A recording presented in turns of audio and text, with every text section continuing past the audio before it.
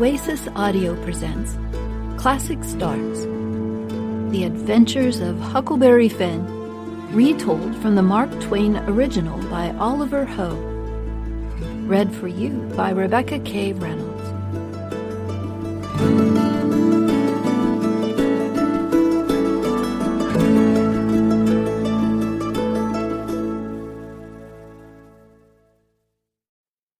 Chapter 1. Scene: the Mississippi Valley, 40 to 50 years ago, 1835 to 1845. Tom and the Widow.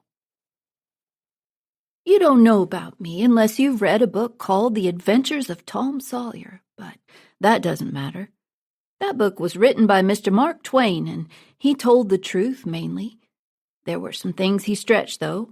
That's nothing. I've never met anyone who hadn't lied at one time or another except Aunt Polly or the widow. That's Tom's Aunt Polly. She and the widow Douglas are both in that book, which is mostly a true book, as I said before. The way that book ends, Tom and I found the money that the robbers had hidden in the cave, and it made us rich, $6,000 each, all in gold. Judge Thatcher put it in the bank for us, and we could each get $1 a day. We didn't know what to do with all that money anyway. The widow Douglas took me in as a son and promised to civilize me. It was rough living in the house all the time. The widow was so regular and decent in all of her ways. When I couldn't stand it any longer, I ran away. I got into my old rags and felt free and satisfied. But Tom Sawyer hunted me down and said he was planning to start a gang, a band of robbers. He said I might join in if I went back to the widow and acted properly. So I went back. The widow cried over me and called me a poor lost lamb. She called me a lot of other names too, but she never meant any harm. She put me in some new clothes again, and I couldn't do anything but sweat and feel all cramped up. Then the old things started up again. The widow rang a bell for supper, and I had to come in on time. When I got to the table, I couldn't start eating right away. I had to wait for the widow to lower her head and grumble a little over the food. There was nothing wrong with the food, except that everything was separate. I was used to eating a stew full of odds and ends. Things in a stew get mixed up, and the juice kind of swaps around, and everything goes better. The widow's sister, Miss Watson, had just come to live with her. She sat after me on my first night back with a spelling book. She worked with me for about an hour until the widow made her ease up. I couldn't stand it much longer. I went up to my room, sat by the window, and tried to think of something cheerful, but it was no use. I got so downhearted and lonesome, I wished I had some company. Pretty soon I heard a twig snap down in the dark. I sat still and listened. I could just barely hear a meow, meow. I said, meow, meow, as softly as I could, and then I put out the light and climbed out of the window onto the shed. I slipped down to the ground and crawled in among the trees, and sure enough, there was Tom waiting for me. We went along a short path.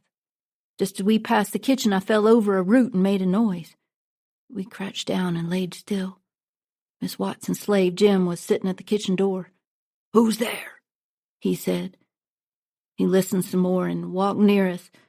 For minutes and minutes there wasn't a sound. He couldn't see us, but he must have known someone was nearby. He sat down on the ground near me and Tom and said he knew someone was there. He told us he would wait until we showed ourselves. He leaned against a tree and stretched his legs out until one of them almost touched mine. Soon he began to breathe heavily, and then he started snoring so Tom and I could finally get away. When Tom and I got the edge of the hilltop, we looked down into the village and could see 3 or 4 lights twinkling. Stars over us were sparkling. Down by the village was the river. It was a whole mile wide and awfully still and grand. We found Joe Harper and Ben Rogers and 2 or 3 more of the boys. We untied a little boat, floated down the river to the big scar on the hillside, and went ashore. We went to a clump of bushes where Tom made everybody swear to keep the place a secret. Then he showed us a hole in the hill, right in the thickest part of the bushes. We lit candles and crawled in on our hands and knees. After a minute or two, the cave opened up. Tom ducked under a wall in the cave and crawled into another hole. We followed along the narrow path until we got into a kind of room, all damp and sweating and cold.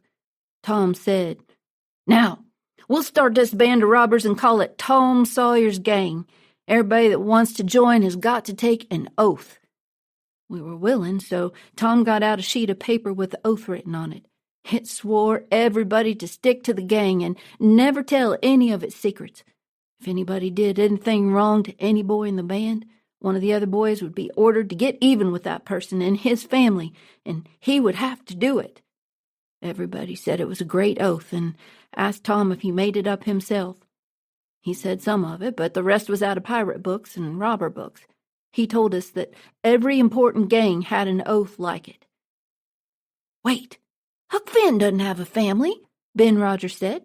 "How could we get even with him if he doesn't have a family? What are you going to do about him?" "Well, doesn't he have a father?" Tom asked. "Yeah, but you can't ever find him these days. He used to get in a lot of trouble around town, but he hadn't been seen in these parts for a year or more." They talked it over, and they weren't going to let me in the gang.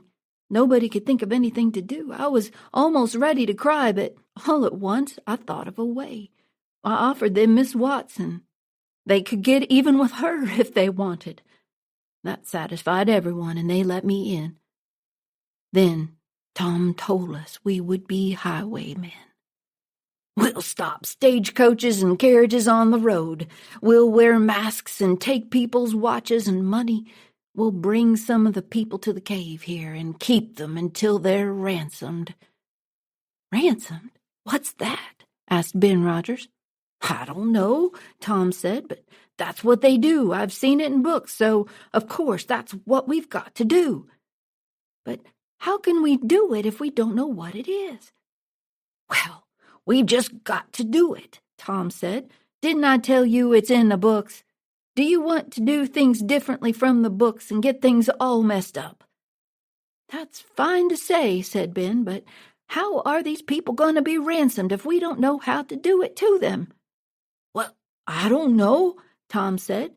"Maybe if we keep them until they're ransomed, it means we keep them here a long, long time."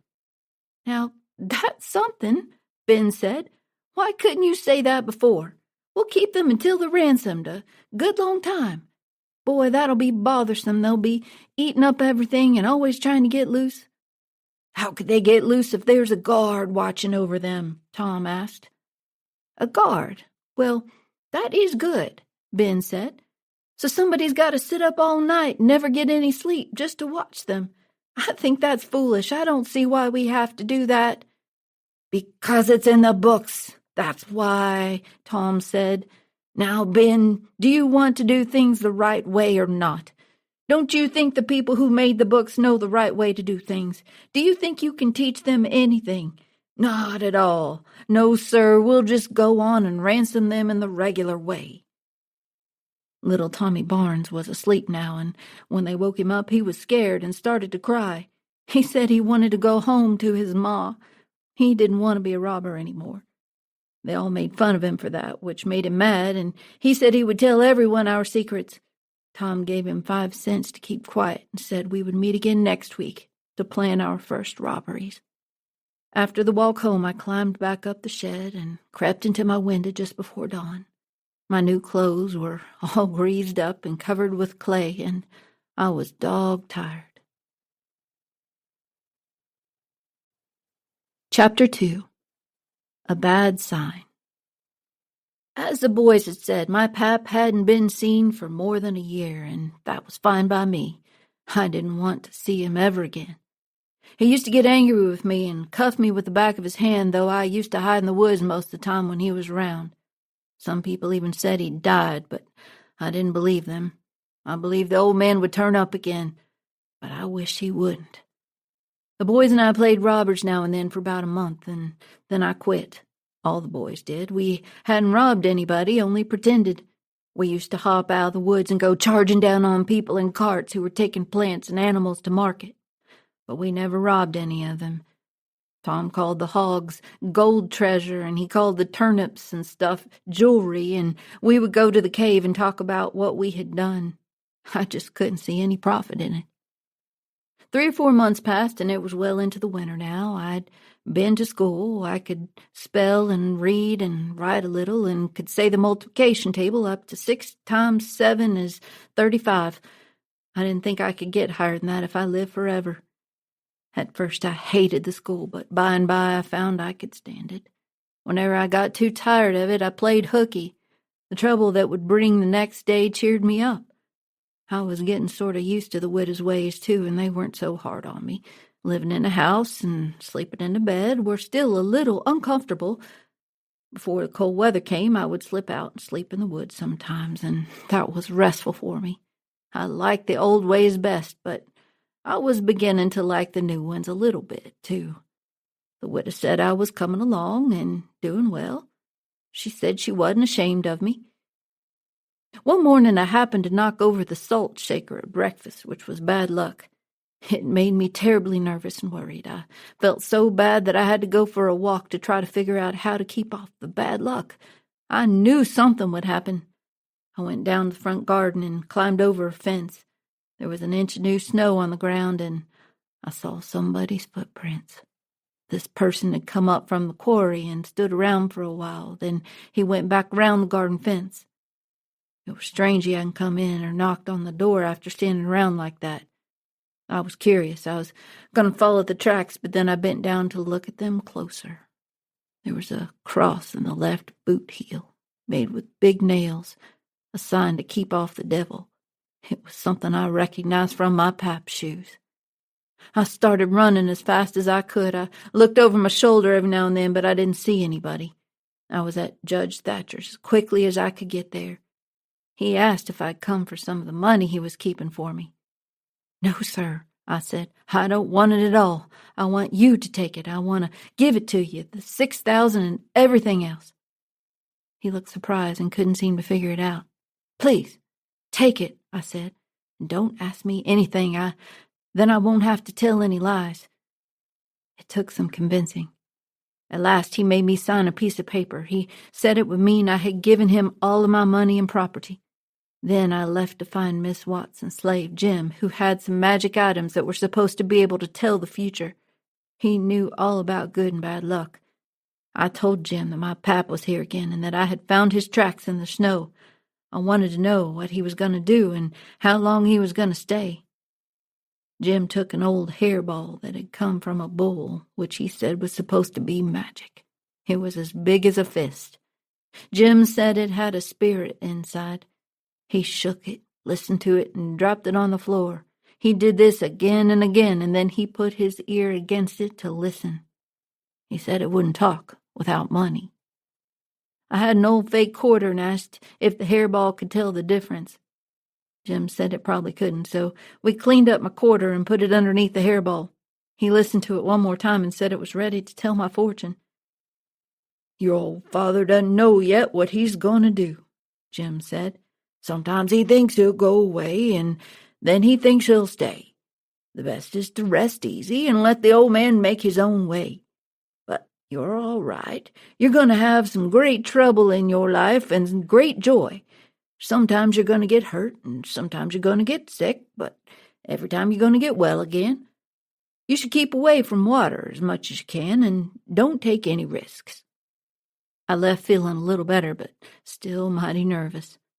Well, I didn't have to wait too long. When I lit my candle and went up to my room that night, there sat my pap. I shut the door, and when I turned around, there he was. I used to be scared of him all the time because of how badly he treated me.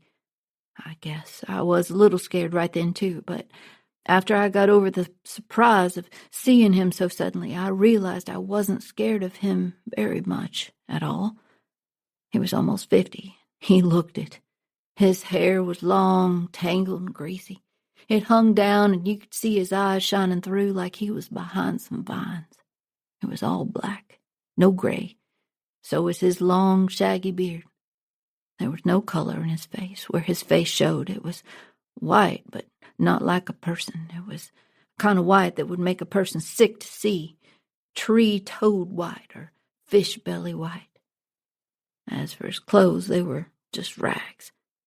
He sat with one ankle resting on the other knee. The boot on that foot was broken, and 2 of his toes stuck through. He moved them now and then as he talked. His hat was on the floor, an old black slouch hat with the top caved in like a lid. I stood looking at him, and he sat there looking at me. His chair was tilted back just a little. I set the candle down and noticed the window was up. He must have climbed in by the shed. He kept looking me over. Finally he said, "Nice clothes. You think you're pretty special now, don't you?" "Maybe I am. Maybe I'm not," I said. "Don't give me none of your lip," he said. "You've put on great frills since I've been away. You're educated, too, they say. You can read and write. You think you're better than your father now, don't you? Just because he can't? Who told you to mess around with such foolishness, hey? Who said you could?" "The widow. She told me." "The widow, hey? Who told her she could stick her nose in someone else's business?"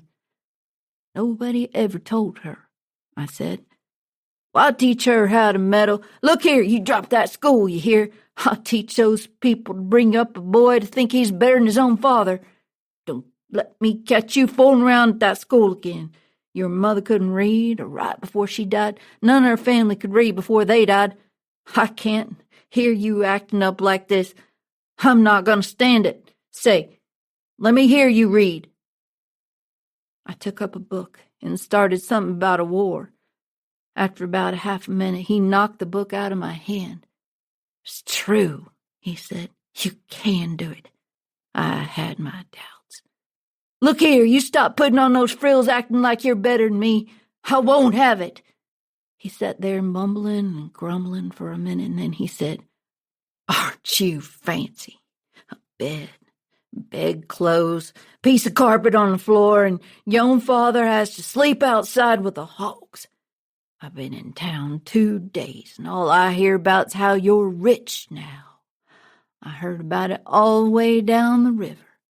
That's why I came back. You get that money for me tomorrow. I want it." "I don't have any money," I said. "You're lying. Judge Thacker's got it. You get it. I want it." "Don't have any money. You can ask Judge Thacker. He'll tell you the same." "All right. I'll ask him. I'll make him talk, too. Say, how much do you have in your pockets? Give it to me." "I only have about $1, and I want that to—" "It doesn't make a difference why you want it," he said. "Hand it over." He took the money and bit down on the coins to check if they were real. Then he said he was going to town to have some fun and get in trouble. Finally he climbed out of the window, but then he stuck his head back in and had more bad words for me about my new life and how I was trying to be better than him. Just when I thought he was really gone, he stuck his head back in again and told me to stay away from the school. He said he'd be watching out for me there. Chapter 3. Pap's Cabin. Next day, Pap went to Judge Thacker's office. He bullied the judge and tried to make him give up the money, but it didn't work. Then Pap swore he'd get the money through the courts. There's a new judge in town, and he didn't know my Pap. The new judge said the courts must not separate families if they could help it. He said he'd rather not take a child away from his father, so Judge Thacker and the widow had to give up trying to keep Pap away from me. Pretty soon, my Pap went after Judge Thacker in the courts to make him give up that money. He chased after me, too, for not stopping school. He caught me a couple times, but I went to school just the same. Most of the time, I just dodged him or outran him. I hadn't liked school that much before, but now I liked it just to spite my Pap. He started hanging around the widow's place, too. Finally, she told him that she would make trouble for him if he didn't stop. Well, that made him mad, so one day he waited for me in secret and grabbed me when I wasn't looking. He took me upriver to an old log hut. The hut was so deep in the forest you couldn't find it if you didn't know where it was. He kept me with him all the time. I never had a chance to run off. We spent all day in that old cabin. At night he always locked the door, and he put the key under his head. He had a gun he'd stolen, and we fished and hunted. That was how we lived. Every once in a while, he locked me in and went down to the store to trade fish and game for supplies. It was kind of lazy and jolly, lying around all day with no books or studying to do. 2 months or more passed, and my clothes were all rags and dirt again. I couldn't figure out how I'd liked it so much at the widow's place, where you had to wash and eat off a plate and comb your hair and go to bed and get up at regular times and always be bothering about a book. I didn't want to go back. On the other hand, I also didn't want to stay with Pap. I had tried to get out of the cabin many times, but I could never find a way. The windows were too small and the chimney too narrow for me to climb. I had searched the place 100 times. Finally, one day I found an old rusty wood saw and started sawing at a section of the big bottom log. I wanted to make a hole just big enough to crawl through. It was a long job, but I was getting toward the end of it when I heard Pap's gun in the woods. I hid the sign of my work, and pretty soon Pap came in. He wasn't in a good mood, which was normal. He'd been out in town, and everything was going wrong in the courts. It was a long, slow process. His lawyer said he might lose the case, and I'd have to go back to the widow. Well, I didn't want that. At one point, Pap got so angry talking about it, he kicked an old barrel and hurt his foot. He hopped around, yelling and cursing for a long time. He was angrier than ever. The old man made me go to the boat to fetch the things he brought. Outside, I thought all over and decided I'd leave with a gun and some fishing lines. I would hide in the woods when I ran away. I wouldn't stay in one place, but just march right across the country, mostly at night. I could hunt and fish to stay alive. I'd get so far away that neither the old man nor the widow would ever find me. After supper, Pap was in a very bad mood. I guessed he'd be asleep soon. Then I could steal the key or saw myself out. He didn't fall asleep, though. He groaned and moaned and thrashed around this way and that for a long time. Last I got so sleepy that I couldn't keep my eyes open. Before I knew it, I was sound asleep. All of a sudden there was an awful scream and I was up. Pap was looking wild. He's skipping around and yelling about snakes. He said they were crawling up his legs and then he'd jump and scream, but I couldn't see any snakes. I'd never seen a man look so wild in his eyes. He was seeing things and I thought he might be sick or even crazy. Pretty soon he got tired and fell down. Then he rolled over very fast.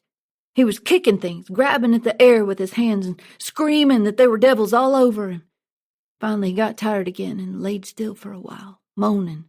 Tramp, tramp, tramp. That's the dead, he said. Tramp, tramp, tramp. They're coming after me, but I won't go. They're here. Don't touch me. Your hands are cold. Let go. Oh, leave a poor devil alone. Then he crawled away, begging to be left alone. He wrapped himself in a blanket and started to cry. By and by, he jumped up and ran after me. He chased me around the hut, calling me the angel of death. Once he caught me by the jacket between my shoulders. I thought I was a goner, but I slid out of the jacket as quick as lightning and saved myself. Soon he was all tired out again and dropped down with his back against the door. He dozed off pretty soon. I climbed up on a chair as quietly as I could and got the gun. Made sure it was loaded, laid it across the barrel, pointing it toward Pap. Then I sat and waited for him to move. And how slow and still the time did drag along. Chapter 4. A Discovery. Get up! What are you doing? It was after sunrise and I had been sound asleep. Pap was standing over me looking sour and sick. He said, What are you doing with this gun? I realized he didn't know anything about what he'd been doing last night, so I said, Somebody tried to get in. I was waiting for him. Why didn't you wake me up? I tried, but I couldn't. I couldn't budge you. Well, all right. Don't stand there all day. Go out and see if there's fish on the line for breakfast. He unlocked the door and I ran out to the river bank. I noticed some tree branches and things floating downstream, so I knew the river had begun to rise. I walked along the bank and saw a canoe. A beauty, too, about 13 or 14 feet long. I jumped into the water head first, clothes on and all, and swam for it. At first I thought my pap would be glad to see the canoe. It would be worth $10 at least, but when I got to shore, pap wasn't in sight. Just then I had another idea. I decided to hide the canoe. Then, instead of hiding in the woods when I ran away, I could go down the river about 50 miles and camp in one place for good. I was pretty close to the cabin by this time. I kept thinking I could hear the old man coming, but I was finally able to get the canoe hidden. Then I saw Pap down the path. He was aiming the gun at some birds in the distance. He hadn't seen anything. While Pap and I rested after breakfast, I tried to think of a way to keep him and the widow from trying to follow me. That would be better than just hoping I can get away before they noticed I was gone. Couldn't figure it out for a while, but by and by Pap sat up to drink some water and said, "Next time a man comes prowling round here, you wake me up, you hear? That man was up to no good. Next time you better wake me up." Then he lay down and fell asleep. What he said gave me the very idea I wanted. I could fix it now so nobody would ever think of following me. At about noon, we got up and walked along the bank. The river was rising pretty fast, and lots of driftwood was going by. Pretty soon, along came part of a raft, 9 logs tied together. We went out and pulled it ashore. Pap wanted to head right down to town and sell the logs, so he locked me in the cabin, took our little boat, and started towing the raft. Must have been about 3:30. I didn't think he'd come back that night. I waited until I thought he was far enough away, and then I went to work with my saw. I was out of the cabin before he was on the other side of the river.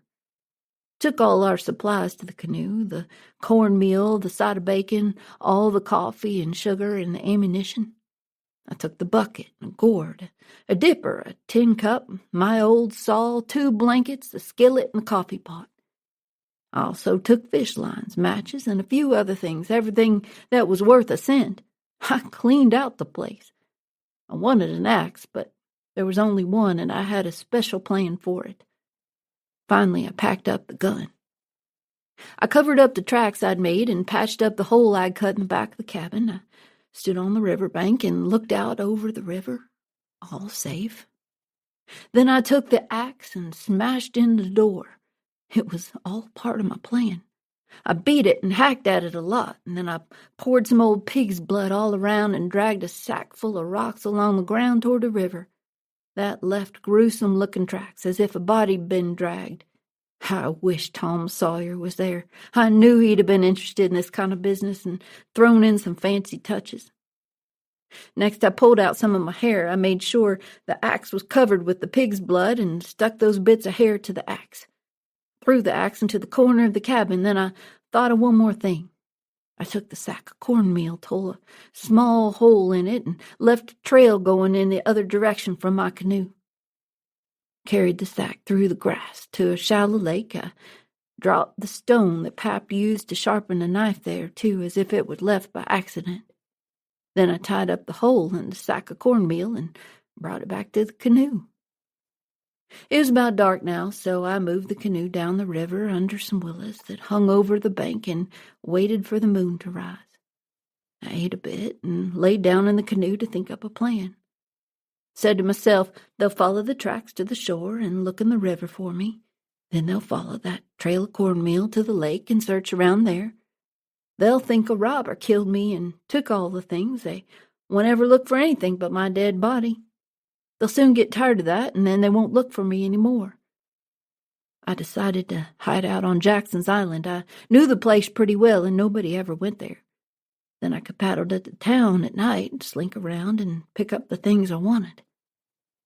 I was pretty tired and soon fell asleep. When I woke up, I didn't know where I was for a minute. I sat up and looked around, a little scared. Then I remembered. The river looked miles and miles across.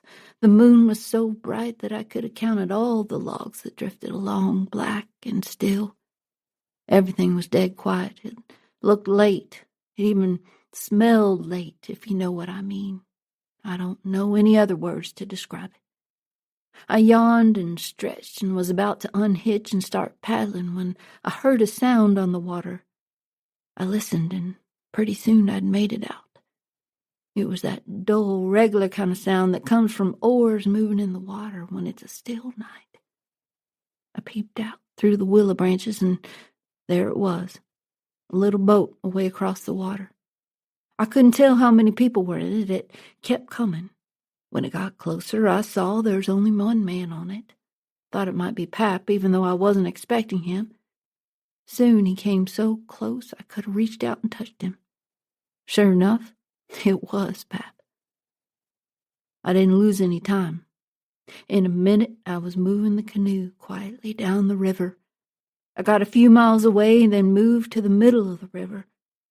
Pretty soon I'd be passing the ferry landing, and people might see me if I got too close.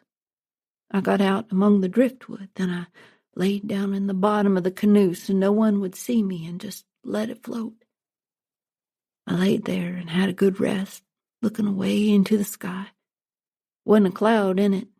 The sky looks ever so deep when you lay down on your back in the moonlight.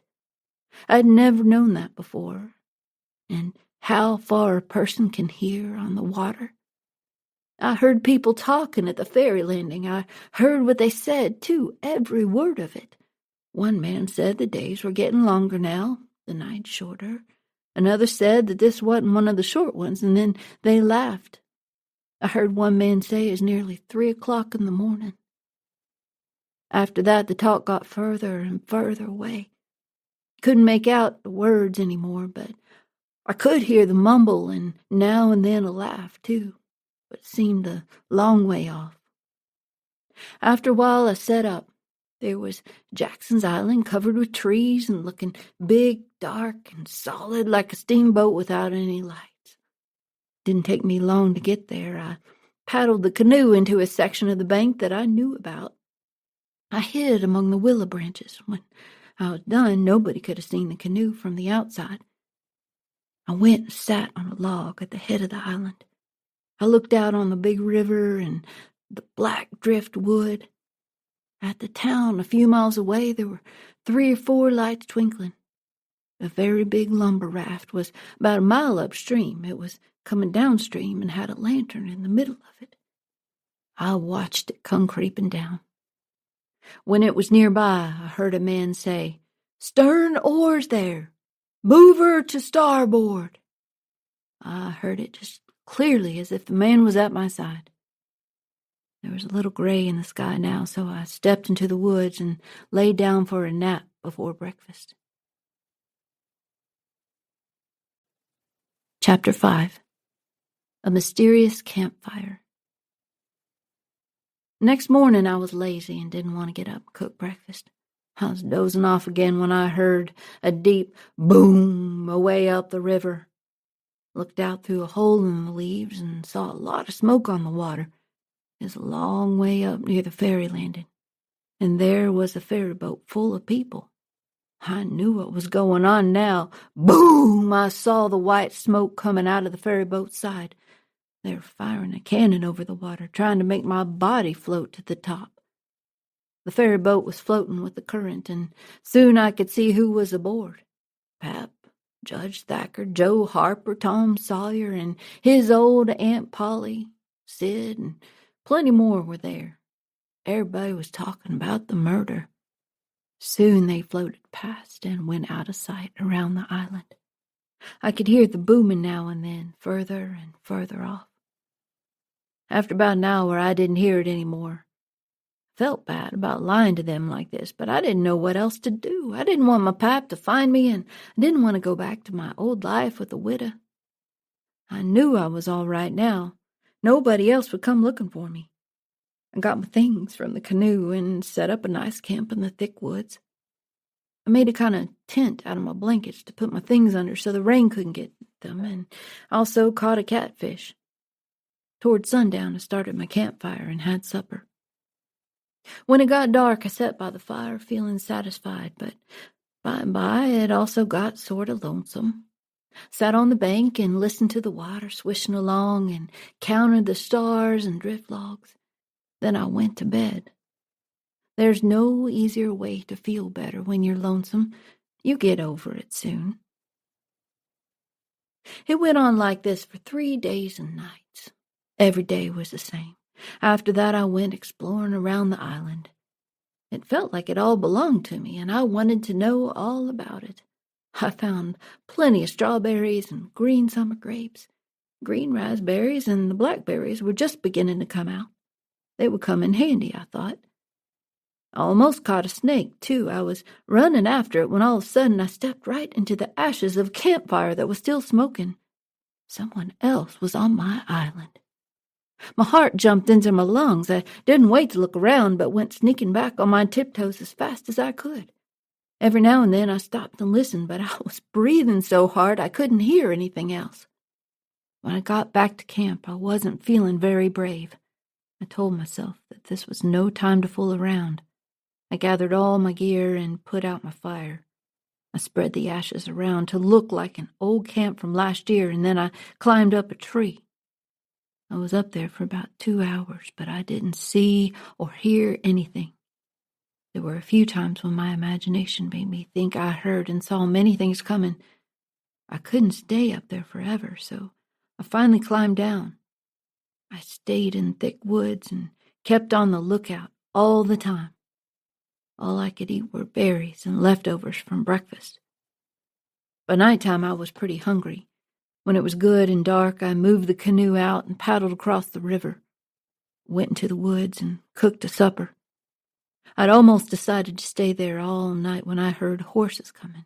Then I heard people's voices. I got everything back into the canoe as fast as I could and then crept through the woods to see what I could find out. I hadn't got far when I heard a man talking. "We should camp here if we can find a place," he said. "Horses are tired." I didn't wait, but shoved the canoe out and paddled away. I hid back on the island where I had been before and decided to sleep in the canoe. I didn't sleep much. I couldn't. Every time I woke up, I thought someone had caught me by the neck. Finally, I said to myself, I can't live this way. I'm going to find out who's on this island with me.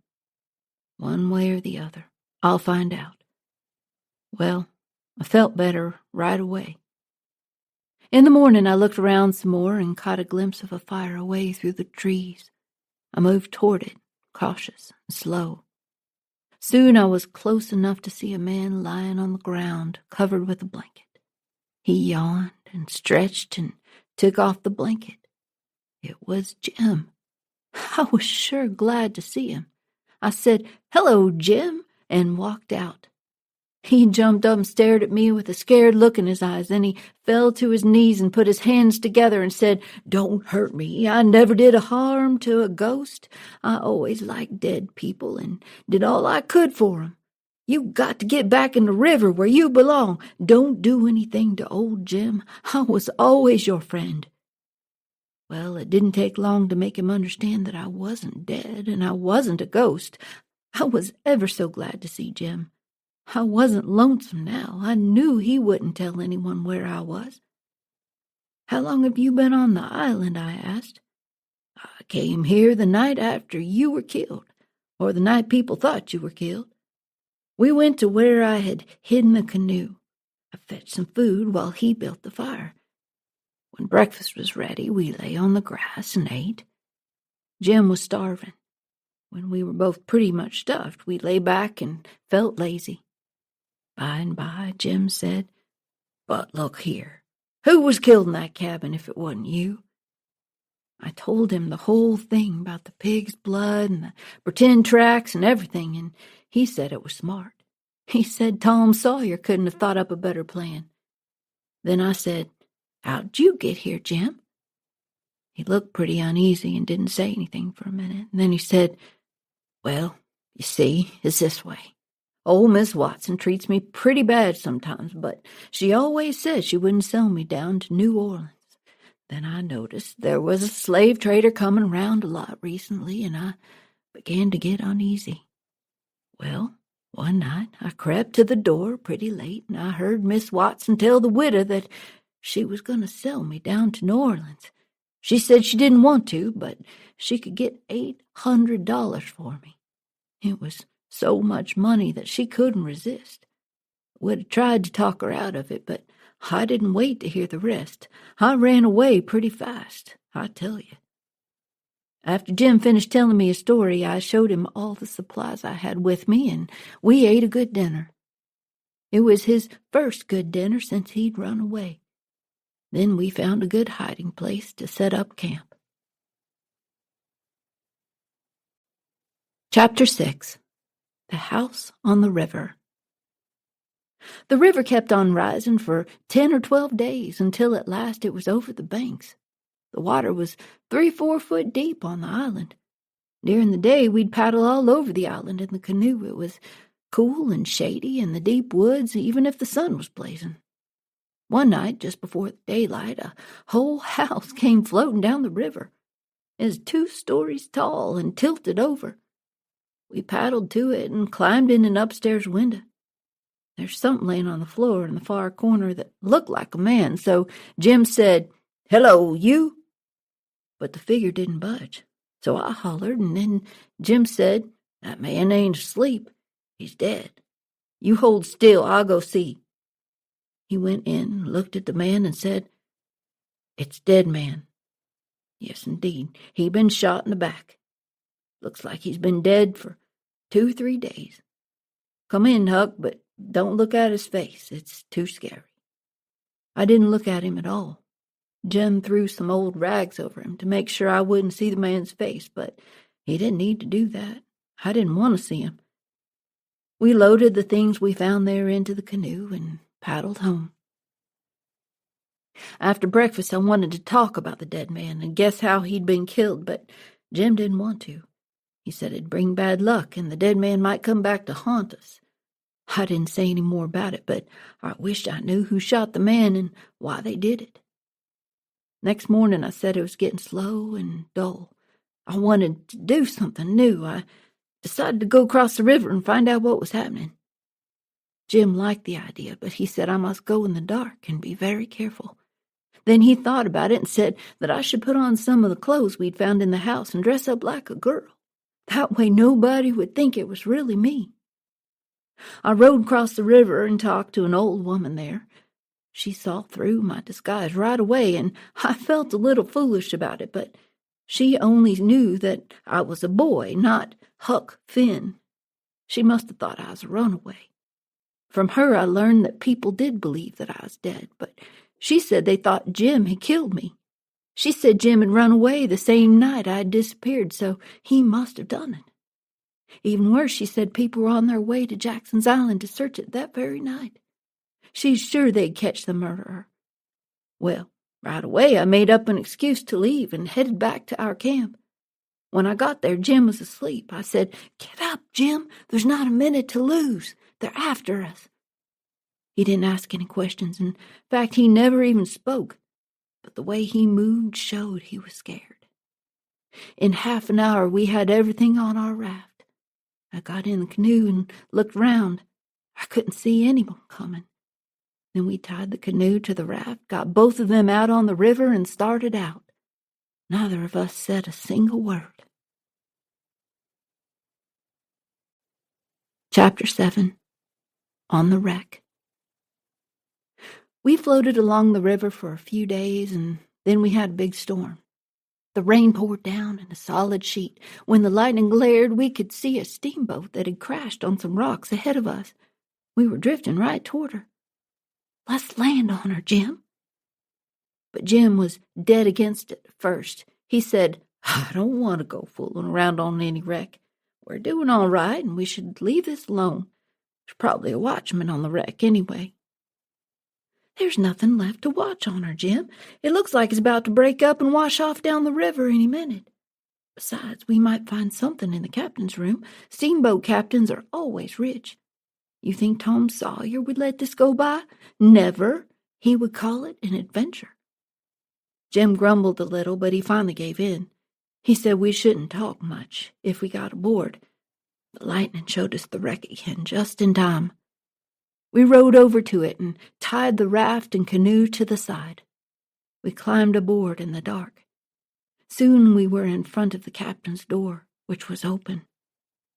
Down the hall we saw a light. In the same moment, we heard voices. Jim said he was feeling sick and told me to come along with him. I said all right and was going to start for the raft, but just then I heard a voice say, "Oh, please don't, boys, I swear, I won't ever tell." Another voice said, pretty loudly, "It's a lie, Turner. You've acted this way before. You always want more than your share, and you've always gotten it, too. Because you've sworn that if you didn't, you'd tell on us, but this time you've joked about it once too often. You're the meanest, most disloyal hound in this country." By this time, Jim was already gone for the raft. I was curious. I said to myself Tom Sawyer wouldn't back out now, so I wouldn't either. Crept along until I was in the room right next to the men. Inside, I saw a man tied up and lying on the floor. 2 men were standing over him.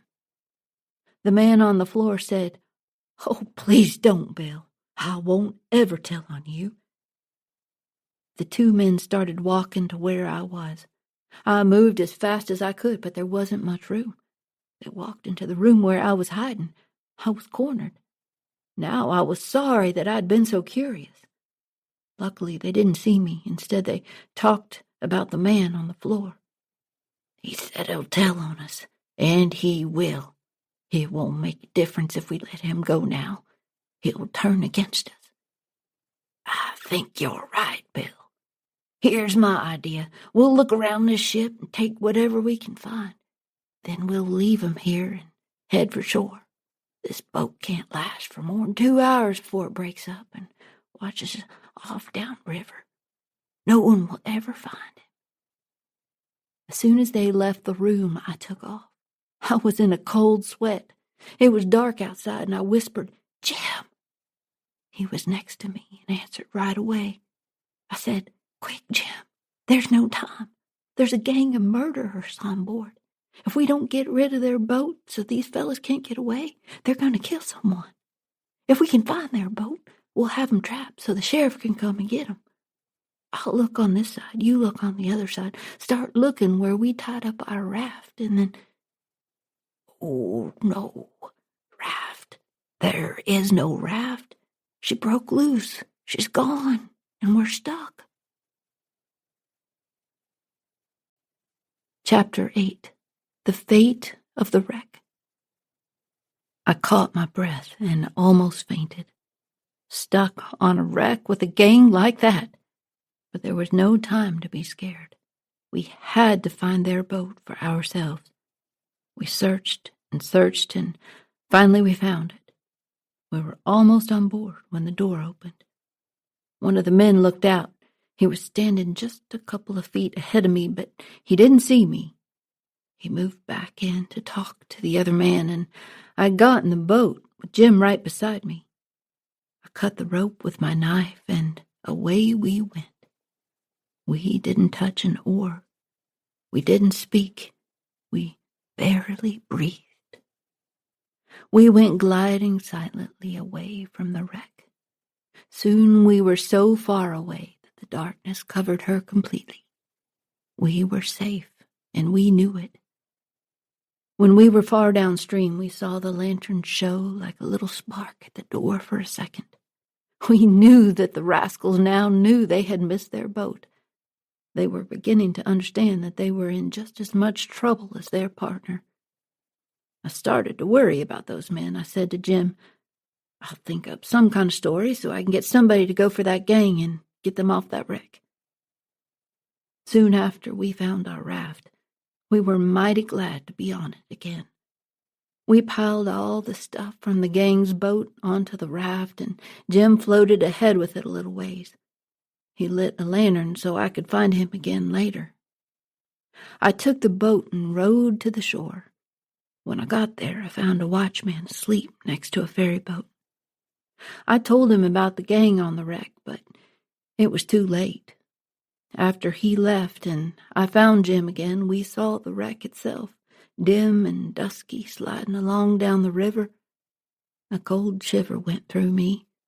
The wreck was very deep in the water, and I couldn't see anyone on board. Before dawn, Jim and I hid the raft and the boat. Then we laid down and slept like dead people. When we got up, we went through the stuff the gang had stolen. We found a lot of clothes and books and other things. We'd never been so rich in our lives. We spent the afternoon talking, and I read from the books. I told Jim about what had happened inside the wreck and said these things were adventures. He said he didn't want any more of those. I read to him about kings and dukes and earls. The book described how they dressed and talked, calling each other your majesty, your grace, your lordship, and so on, instead of mister. Some of them even spoke French. We guessed that it would take us 3 nights to get to Cairo, which was at the bottom of Illinois, where the Ohio River comes in. We could sell the raft and take a steamboat into Ohio. From there we could get into the Free States, where we would be out of trouble. Jim missed his children terribly and talked about getting someone to fetch them for him once he was in the Free States. I knew there'd be big trouble for each of us if we were caught before we could get there. Jim would be punished for running away, and I could get in trouble for helping him. On the second night, we got lost and separated in some fog. I was in the canoe, and Jim was on the raft. It took us a long time to find each other again. When we did, we found we had drifted right past Cairo. We had no choice but to take the canoe back.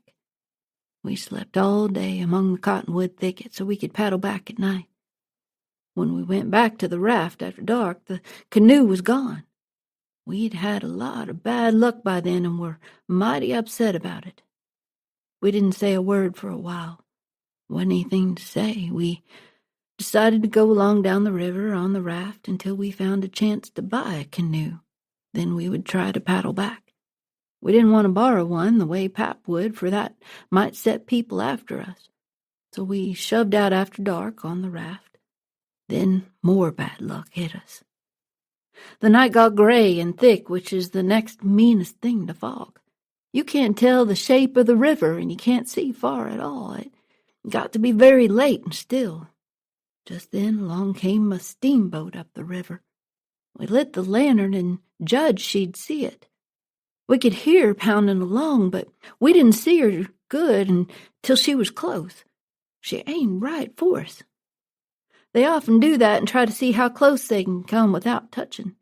Then the pilot sticks his head out and laughs and thinks he's mighty smart. Well, here she comes, and she didn't seem to be veering off a bit. She's a big one, and she was coming in a hurry, too, looking like a black cloud with rows of glowworms round it. There was a yell at us, a jingling of bells to stop the engines, and a lot of cursing and whistling of steam. As Jim went overboard on one side and I fell off the other, she came smashing straight through the raft. I dived, and I aimed to find the bottom, too. A 30-foot wheel had to pass over me, and I wanted it to have plenty of room. I could always stay under the water for a minute. This time I reckon I stayed under a minute and a half. Then I bounced for the top in a hurry, for I was nearly busting. I popped out to my armpits, blew the water out of my nose, and puffed a bit. Of course, there was a booming current, and of course that boat started her engines again 10 seconds after she stopped them. They never cared much for people on rafts. Now she's turning along up the river. She's out of sight in the thick weather, although I could hear her. I called out for Jim about a dozen times, but I didn't get any answer. Finally, I grabbed a plank that touched me while I was treading water and struck out for shore, shoving it ahead of me. It took a long time, but I finally made a safe landing. I couldn't see far and went poking along over rough ground for a long time. Then I found a big, old-fashioned log house. I was going to pass it by, but a lot of dogs jumped out and started howling and barking at me. After about a minute, somebody yelled out of the window and asked me for my name. "George Jackson, sir," I said. "I'm only a boy." "Look here, if you're telling the truth, you needn't be afraid.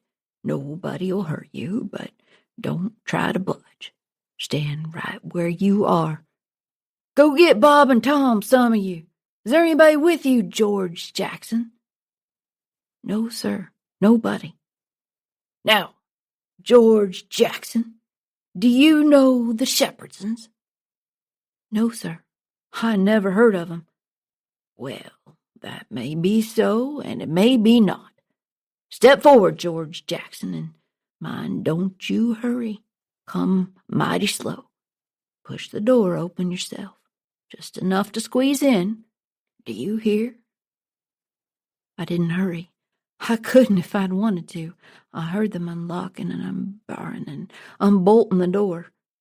I pushed it a little and looked inside. The candle was on the floor.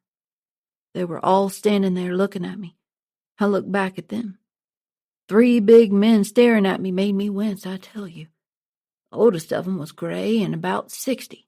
The other 2 were about 30 or older. All of them were fine and handsome. Behind them was a sweet old gray-headed lady. Behind her were 2 young women. The old gentleman locked, barred, and bolted the door as soon as I was in. He told the young men to come in. They took a good look at me and said, "Why, he ain't a Shepherdson. No, there ain't any Shepherdson about him." Then the old man said he hoped I wouldn't mind being searched for weapons. He didn't mean any harm by it. It was only to make sure. He told me to make myself easy and at home. He said I should tell him all about myself, but the old lady said, "Why, bless you, Saul, the poor thing's as wet as can be. Don't you reckon he's hungry?" "True. For you, Rachel, I forgot." So the old lady said, "Betsy, get him something to eat as quick as you can, poor thing. Buck, go upstairs and find some clothes to give him." Buck looked about as old as me, 13 or 14 or along there, though he was a little bigger than me. I made up a story and told them I'd fallen off a steamboat and I was an orphan. They said I could have a home there as long as I wanted it. Then it was almost daylight and everybody went to bed. When I woke up in the morning, drat it all, I'd forgotten what I told them my name was. I laid there for about an hour trying to think, and when Buck woke up, I asked if he could spell. "I bet you can't spell my name," I said. "Georgejackson.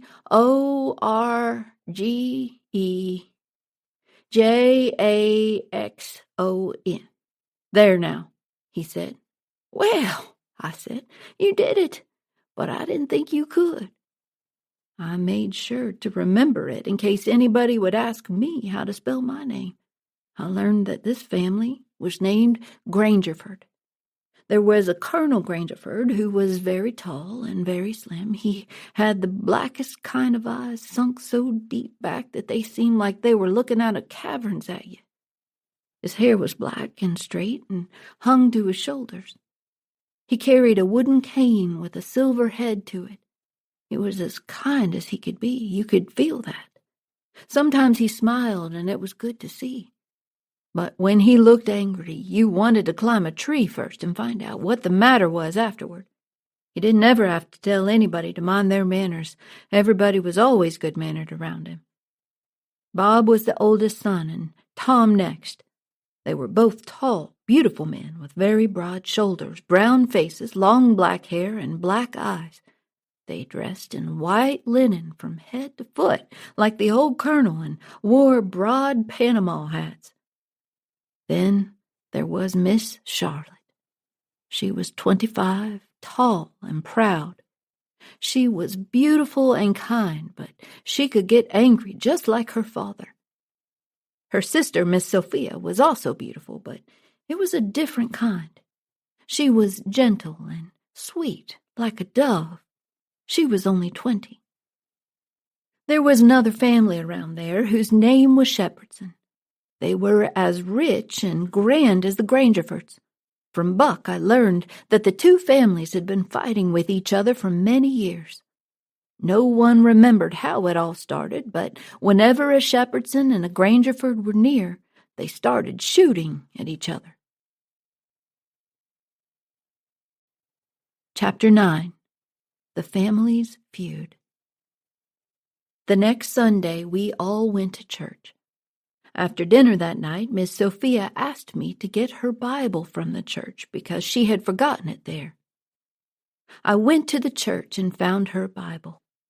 It seemed strange to me that she would be so nervous about it. When I shook the book, a note fell out with 2:30 written on it. When I got home, Miss Sophia took me to her room and looked in the Bible. When she found and read the note, she asked if I had read it. I lied and told her I couldn't read. Then she hugged me and told me to go out and play. Outside, one of the slaves was following me. When I asked him why, he said he had something important to show me. I followed him down to the swamp far from the house. He pointed to an area in the distance, told me to look there, and then left. I found a little open patch as big as a bedroom hung all round with vines. There was a man laying there asleep. It was old Jim. I woke him up. He was so happy to see me that he nearly cried. He said he'd followed me in the water the night we were separated, but he couldn't call out for me because he was afraid someone would have hurt him and caught him. "Why didn't you come and get me sooner, Jim?" "Well, I've been busy gathering supplies and fixing the raft." "What raft, Jim?" "Our old raft." "You mean it wasn't smashed to pieces?" "No, she was torn up a good bit, but I was able to fix her up just fine.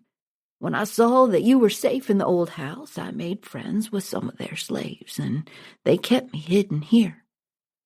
I told Jim to stay put and then headed back up to the house. I don't want to talk much about the next day. I reckon I'll cut it pretty short. I woke up early and noticed how still it was. There didn't seem to be anybody stirring, which was unusual. Buck was gone and the house was empty. I went outside and asked one of the slaves, who told me that Miss Sophia had run away with one of the Shepherdsons. They were in love. Both families were off in a battle with each other now. I ran toward the river and soon heard guns. I climbed up a tree and watched the battle. It was horrible. The two families were fighting fiercely and shooting at each other. I found Buck, and he told me about Miss Sophia running away with young Harney Shepherdson. Buck said they got across the river safely. I was glad of that, but Buck was angry that he never shot Harney. I had never heard anything like it. All of a sudden, bang, bang, bang, went 3 or 4 guns. Buck and the boys with him jumped for the river. Both of them seemed to be hurt. As they swam down the current, some men ran along the bank, shooting at them. It made me so sick that I almost fell out of the tree. I won't tell all that happened next. It'd make me sick again if I was to do that. I wish I'd never come ashore that night to see such things. I won't ever forget them. I stayed in the tree until it began to get dark. I was afraid to come down. Sometimes I heard guns away off in the woods. Twice I saw gangs of men gallop past with guns, so I reckoned the trouble was still going on. I was mighty downhearted. I made up my mind I wouldn't ever go near that house again. I thought I was to blame somehow. I judged that piece of paper meant that Miss Sophia was to meet Harney somewhere at 2:30 and run off. I should have told her father about that paper and the curious way she acted. Then maybe this awful mess wouldn't have happened. When I got down out of the tree, I crept along down the riverbank. Cried a little for Buck, for he had been mighty good to me. It was dark now. I never went near the house, but struck through the woods and made for the swamp. My souls, but I was scared. I raised a yell. A voice nearby said, Is that you?" It was Jim's voice. Nothing ever sounded so good before. I ran along the bank and got aboard our raft. Jim was so glad to see me that he grabbed me and hugged me. Then he said, "Bless you, child. I was sure you were dead again. Slaves came earlier and they thought you'd been shot. I'm so glad to get you back again." "All right. That's mighty good. They won't find me. They'll think I've been killed and floated down the river. Don't lose time, Jim. Just shove off for the big water as fast as you can." I was powerfully glad to get away from the fighting, and so was Jim to get away from the swamp. We said there was no home like a raft after all. Other places do seem so cramped up and smothery, but a raft doesn't. You feel mighty free and easy and comfortable on a raft. Chapter 10. A King and a Duke. 2 or 3 days and nights went by, quiet, smooth, and lovely. It was a huge river, sometimes 1.5 miles wide. We traveled at night and hid the raft just before daylight. Then we would have a swim and watch the daylight come. Soon as it was night, we took the raft out to the middle of the river and let her float wherever the current wanted. Then we relaxed, dangled our legs in the water, and talked about all kinds of things. We were always naked, day and night, at least whenever the mosquitoes would let us be. The new clothes Buck's folks gave me were too good to be comfortable, and besides, I didn't like clothes much. Sometimes we had that whole river to ourselves for the longest time. Sometimes you could see a spark or two, candles or lanterns on a raft or in a cabin near the shore. Once in a while you could hear a fiddle or a song coming over from somewhere. It's lovely to live on a raft. The sky was speckled with stars. We'd lie on our backs and just look up at them. One morning I paddled upriver a bit to see if I could get some berries. Just as I was passing a place where a path crossed the creek, a couple of men came running up the path as fast as they could. I thought I was a goner for sure. Whenever anybody was after anyone else, I always thought it was me or maybe Jim. I was about to paddle away, but they were pretty close by then, and they called out and begged me to save their lives. They said they hadn't been doing anything wrong, but they were being chased. There were men and dogs coming. They got aboard, and in a few minutes we heard the dogs and the men away off shouting. I paddled in among the trees and hid us from them.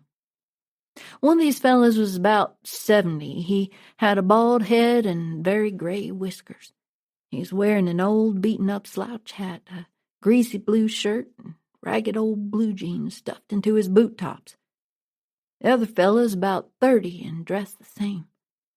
Both the men had a big, fat, ratty-looking carpet bag. After breakfast we talked. First thing that came out was that these chaps didn't know one another. "What got you into trouble?" the bald-headed one asked.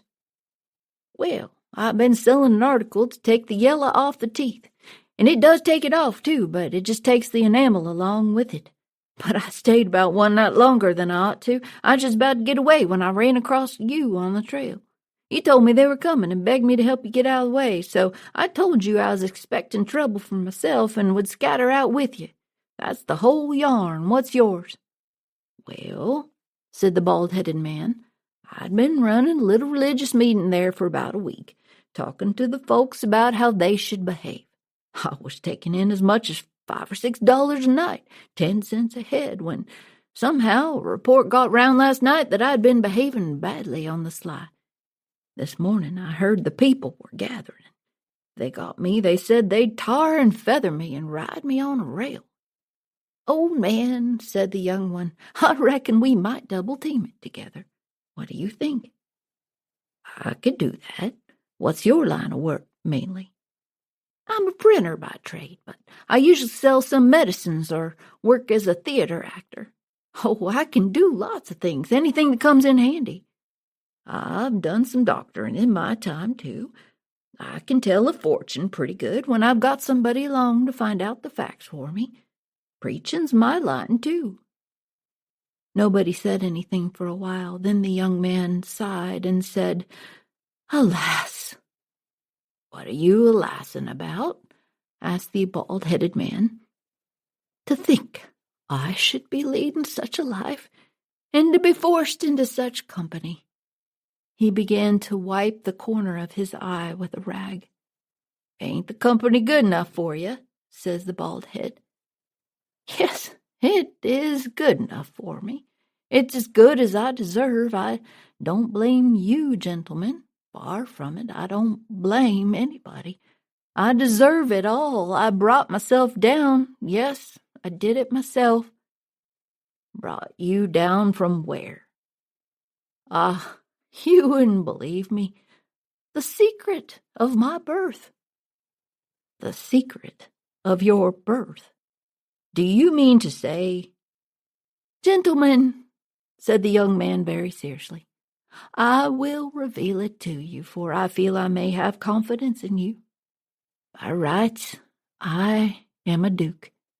I am the rightful Duke of Bridgewater." He started to cry about how he was so poor now. We tried to make him feel better, but he said he couldn't be comforted. He said we ought to bow when we spoke to him and say, "Your Grace, my Lord," or "Your Lordship." He said he wouldn't mind it if we called him Bridgewater, which was his title. He also told us that one of us ought to wait on him at dinner and do any little thing for him that he wanted done.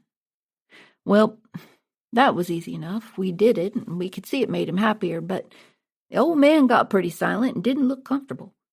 He seemed to have something on his mind. Then, in the afternoon, he said, "Look here, Bilgewater, I feel sorry for you, but you ain't the only person with troubles like that." "Alas, no, you ain't the only person with a secret." And then he began to cry. "Bilgewater, you see before you in blue jeans and misery, the wandering, exiled, trampled on and suffering, rightful king of France. It didn't take me long to make up my mind that these liars weren't kings or dukes at all, but just low-down frauds. I never said a thing to let on that I knew the truth. I had no objections if they wanted us to call them kings and dukes, as long as they'd keep everything peaceful on the raft.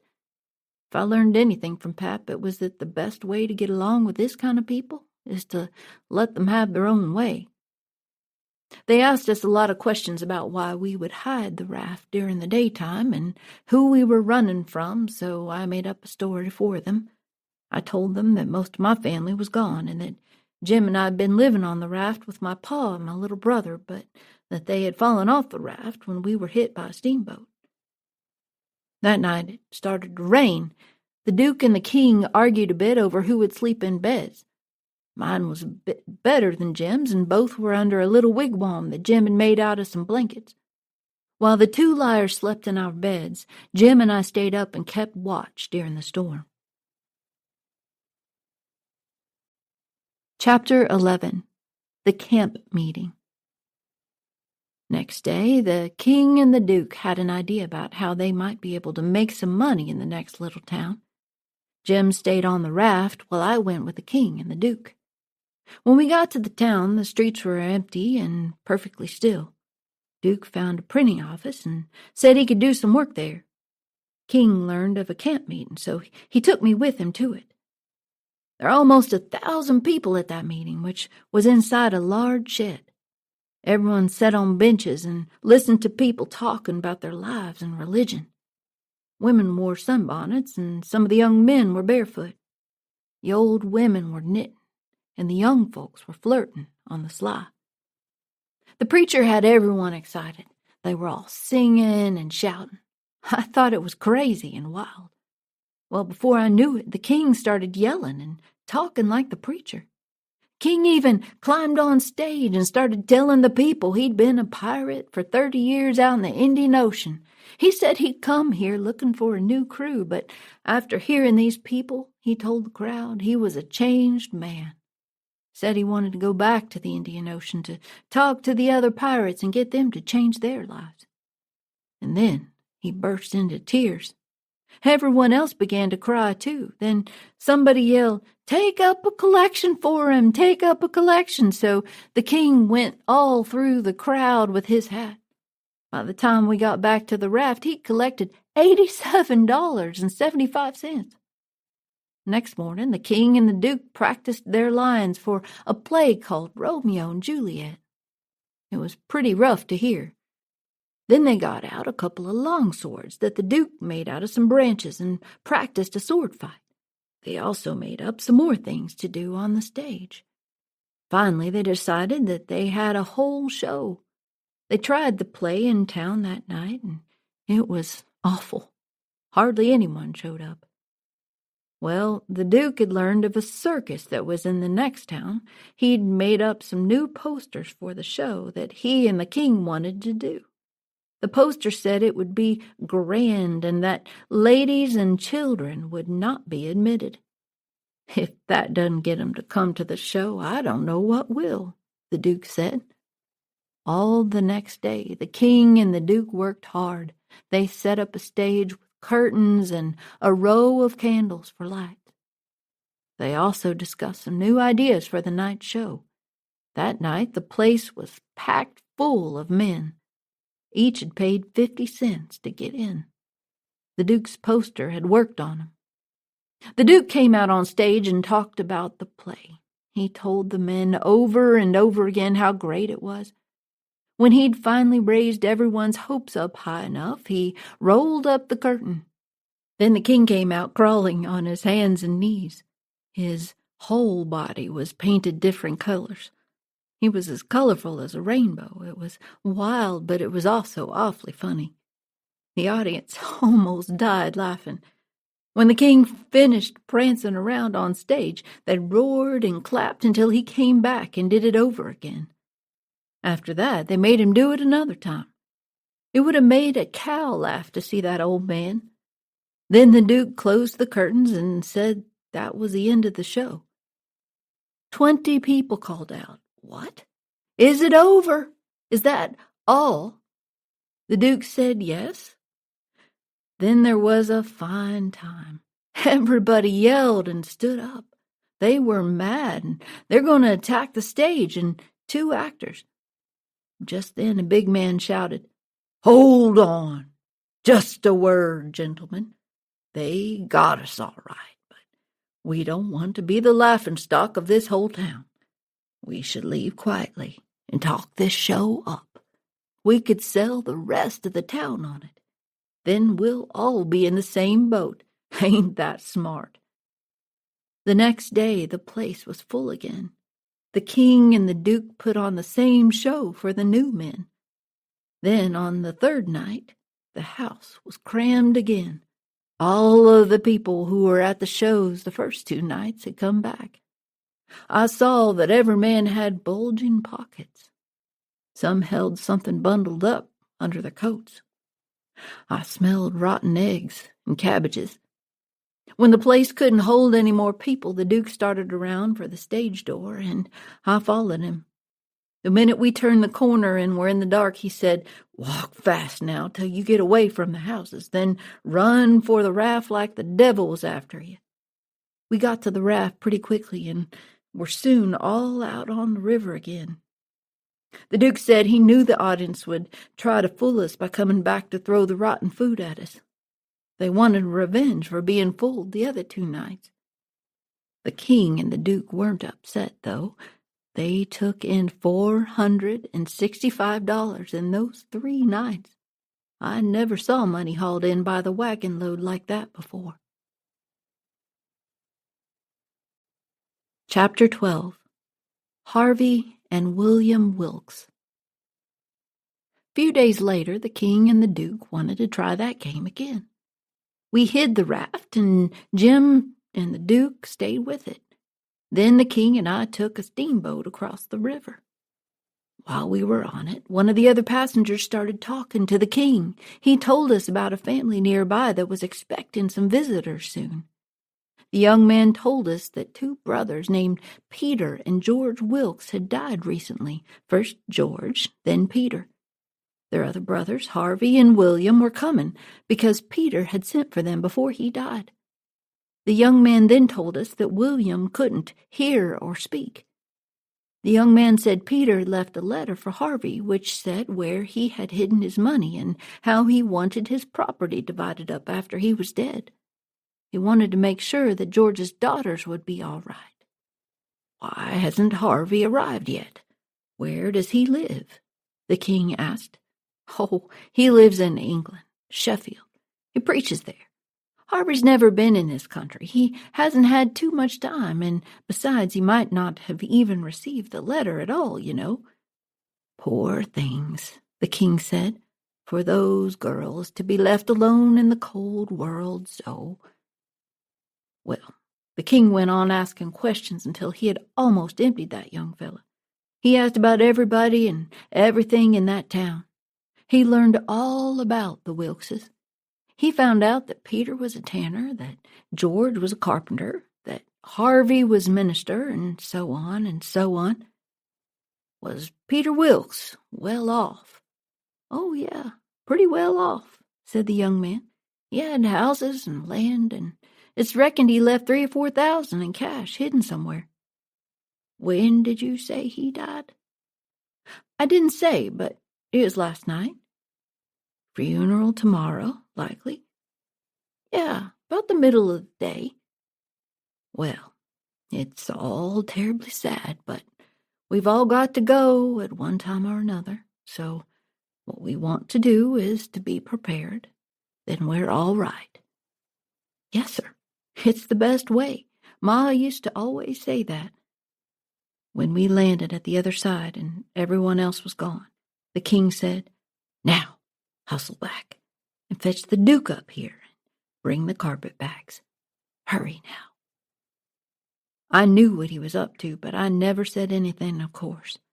When I came back with the Duke, the king told him everything. He repeated the information just like the young fellow had said it, every last word of it, and all the time he tried to talk like an Englishman. He did it pretty well. Then he said, How are you at pretending that you can't hear or speak, Bilgewater? The Duke said he'd acted that way before, on stage. When we got to the village, about 24 men saw us coming and ran down to meet us. Can any of you gentlemen tell me where Mr. Peter Wilkes lives? The king asked in his funny accent. The men looked at one another and nodded their heads. Then one of them said in kind of a soft and gentle voice, I'm sorry, sir, but best we can do is to tell you where he did live yesterday evening. The king started to cry and said, Alas, alas, our poor brother, gone and we never got to see him. Oh, it's too hard. Then he turned around, blubbering, and made some signs to the Duke with his hands. And then the Duke started crying. The men gathered round and tried to comfort them. They said all sorts of kind things to them and carried the carpet bags up the hill for them. They let the king and the Duke lean on them and cry while they told the king all about his brother's last moments. Then the king used his hands to tell the Duke everything he'd heard. I had never seen anything like them in my life. Chapter 13. The Duke's Plan. The news was all over town in minutes, and pretty soon we were in the middle of a crowd. Windows and front yards were full. Every so often, somebody'd say over a fence, Is it them?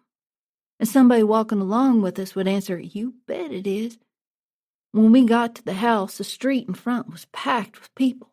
There were 3 girls standing at the door. Luckily, we knew who everyone was from the story the young man had told us the other day.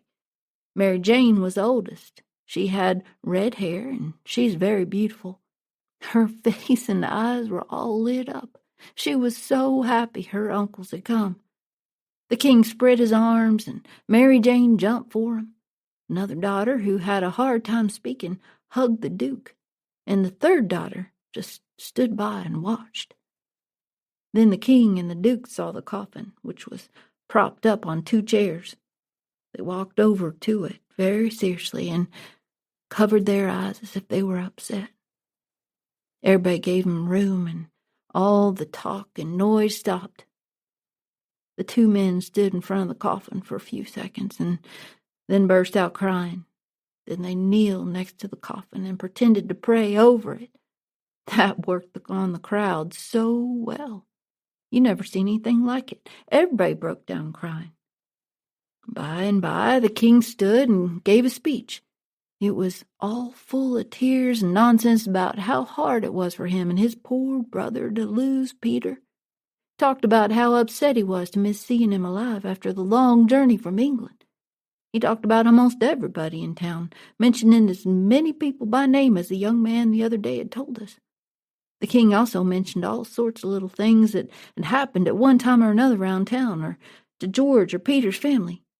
He always made it sound as if Peter had written to him about all of these things, but that was a lie. He had heard every little detail from that young man on the steamboat. Then Mary fetched the letter that her uncle left behind. The king read it out loud and cried over it.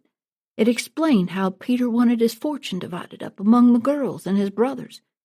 It also described where $6,000 was hidden in the cellar.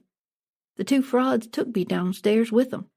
When we found the bag, they spilled the money out on the floor. "I've got an idea," the Duke said. "Let's go upstairs, count out the money, and then give it to the girls." "Why, that's the best idea you've had. They've got to believe we're their uncles if we give 'em the money," the king said. Back upstairs, the king made another slobbering speech about old Peter Wilkes and then gave the bag full of money to Mary Jane. She hugged him, and the other two daughters went to hug and kiss the Duke. Well, pretty soon, the king was talking about the dead man again. The Duke had to pretend he couldn't hear or speak, but the king didn't have any problems with talking. He went on and on. I thought it was terrible, even though most of the people seemed to believe him. Just then there's a loud noise in the crowd, and someone spoke up. "Why, Dr. Robinson, haven't you heard? That man is Harvey Wilkes," said someone.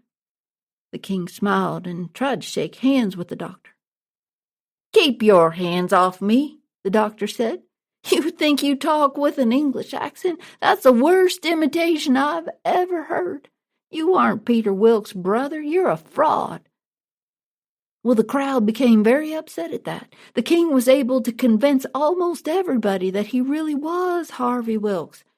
When Mary Jane said she believed him, that seemed to settle it for everybody but old Dr. Robinson. That night we had a big dinner with the daughters. Then they set the king, the Duke, and me up with a room each. I spent some time talking with each daughter. It wasn't easy, let me tell you. I was trying to imitate the king's English accent. I thought they'd see through me right away, but they didn't. I started to see that these girls were kind and didn't deserve to have their money stolen by those two old frauds. I felt so mean and so low down that I made up my mind to get that money away from the king and the Duke. I laid in bed that night trying to think up a way to fool those two men. I decided to steal the money from them and hide it somewhere. Then I could leave a note for Mary Jane telling her where I hid it. That way she could get the money after we left.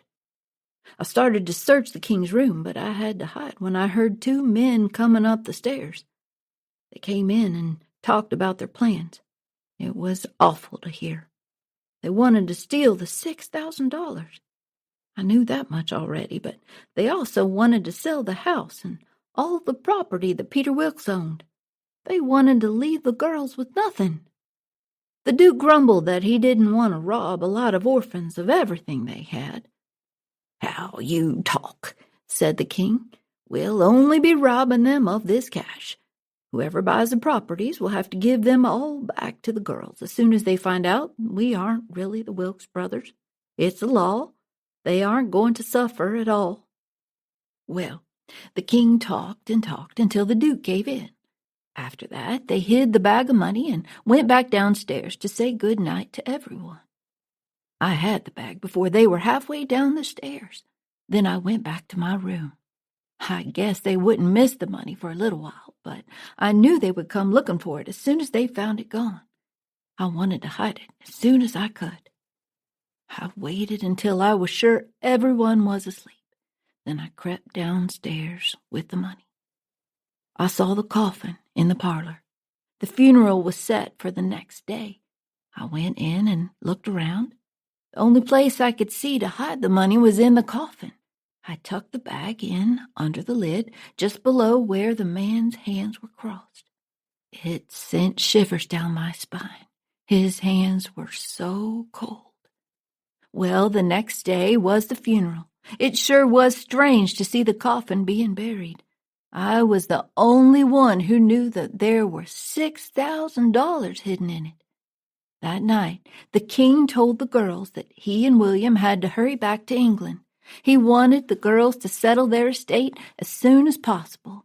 He said that they should have an auction for the house and all the properties. He even said that he and William would take the girls back to England. It pleased the girls so much to hear that. They agreed right away and told the king to sell off everything as quickly as he wanted. Chapter 14. Huck's Confession.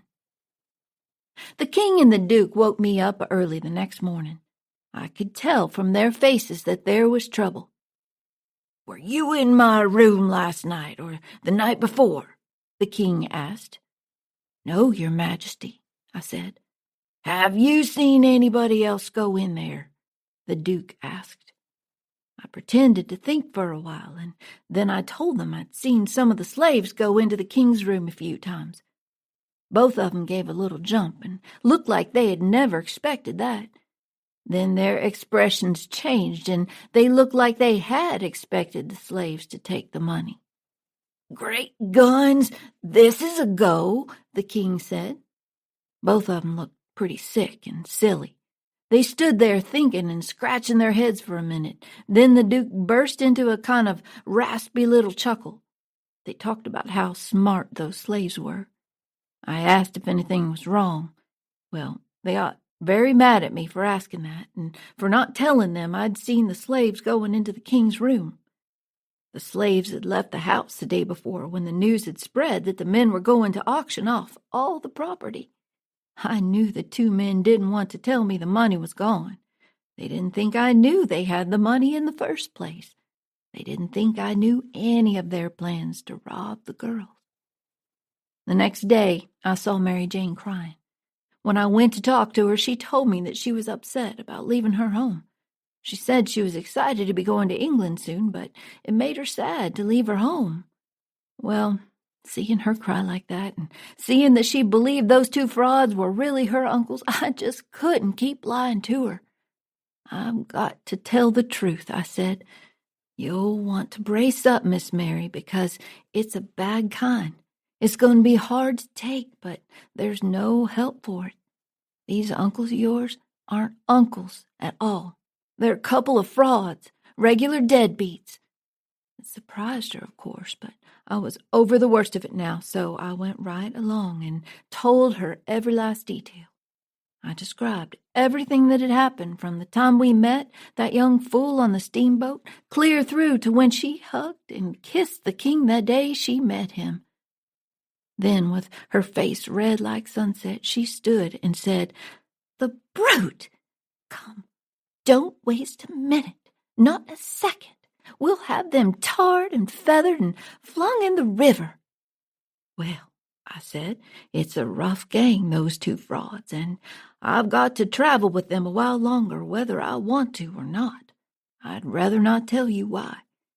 If you were to tell on them, this town would get me out of their claws.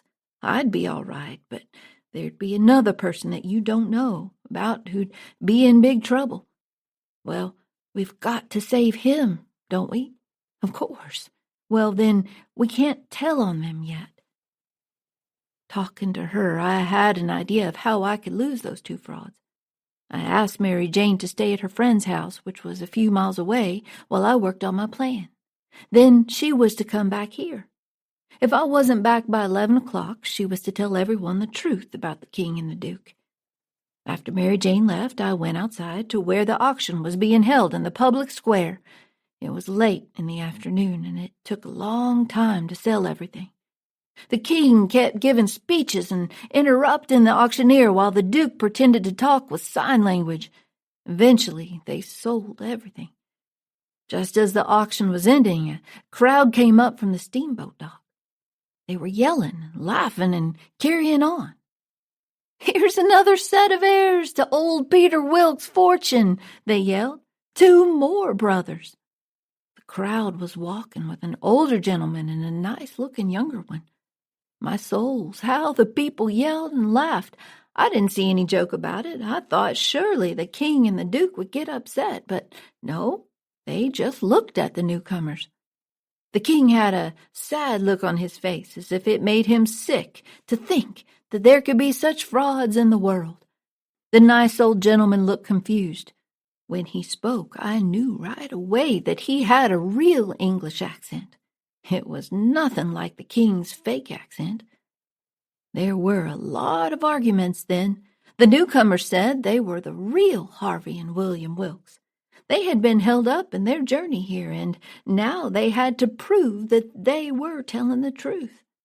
The old doctor said he knew that the king and the duke were lying. He demanded that the $6,000 be returned. The king told him that the money was stolen by the slaves who had since left town. At first, the town seemed divided between those who believed the king and the duke really were the Wilkes brothers and those who believed in the newcomers. But as they listened to the real brothers, more people started to realize who was telling the truth and who was lying. The king put on a good show, though. He answered every question so well that it was hard to prove he was lying. Finally, the old gentleman asked the king to describe a tattoo that was on the dead man's chest. The king said it was a tiny blue arrow. The older gentleman said it was the man's initials, P.W. The doctor who had examined the body said he hadn't seen any tattoos, so everyone decided to dig up the grave and have a look at the body. That would decide once and for all who was telling the truth. I was scared now, I tell you, but there was no getting away. They held on to us and marched us to the graveyard. A lot of people started digging. Soon it got dark. The rain started, the wind swished along, the lightning came, and the thunder boomed, but the people took no notice of it. Everyone was watching the grave. At last, they had the coffin out and began to open the lid.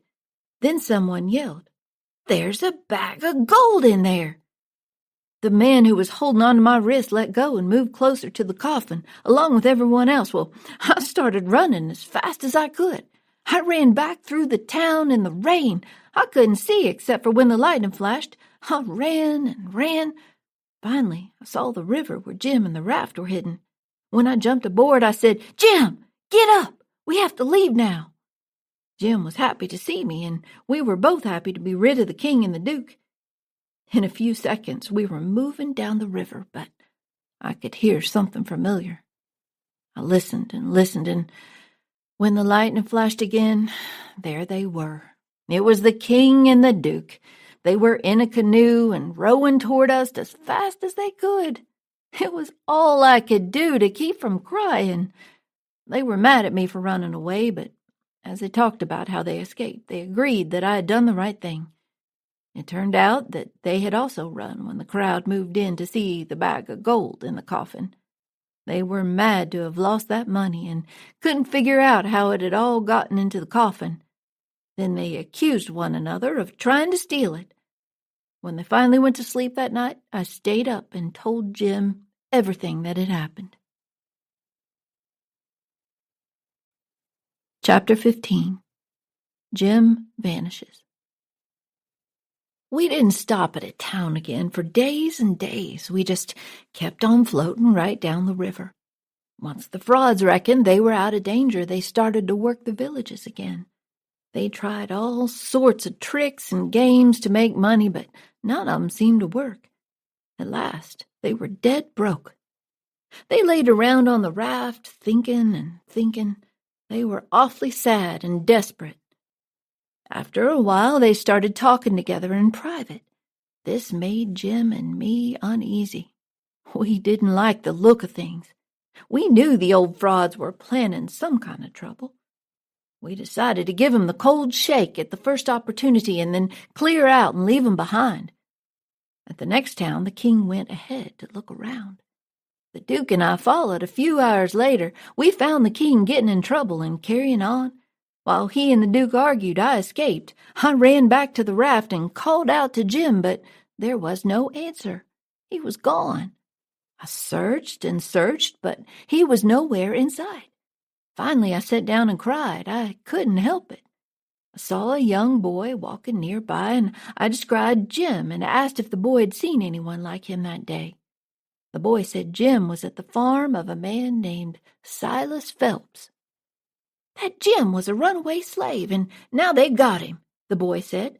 There was a $200 reward for him. I saw the poster myself. Some old man gave away the information to the men in town for just $40. It was like finding money on the road. I sat on the raft and tried to figure out what to do next. I thought until my head was sore, but I couldn't see any way out of the trouble. After all we'd done for those scoundrels, everything was ruined because they were heartless enough to sell Jim out for $40. I thought I could write a letter back to Miss Watson. Maybe she would know what to do. Then I thought I'd get in trouble for helping Jim escape and causing all this trouble. I remembered all the good things Jim had done for me and how we helped and cared for each other.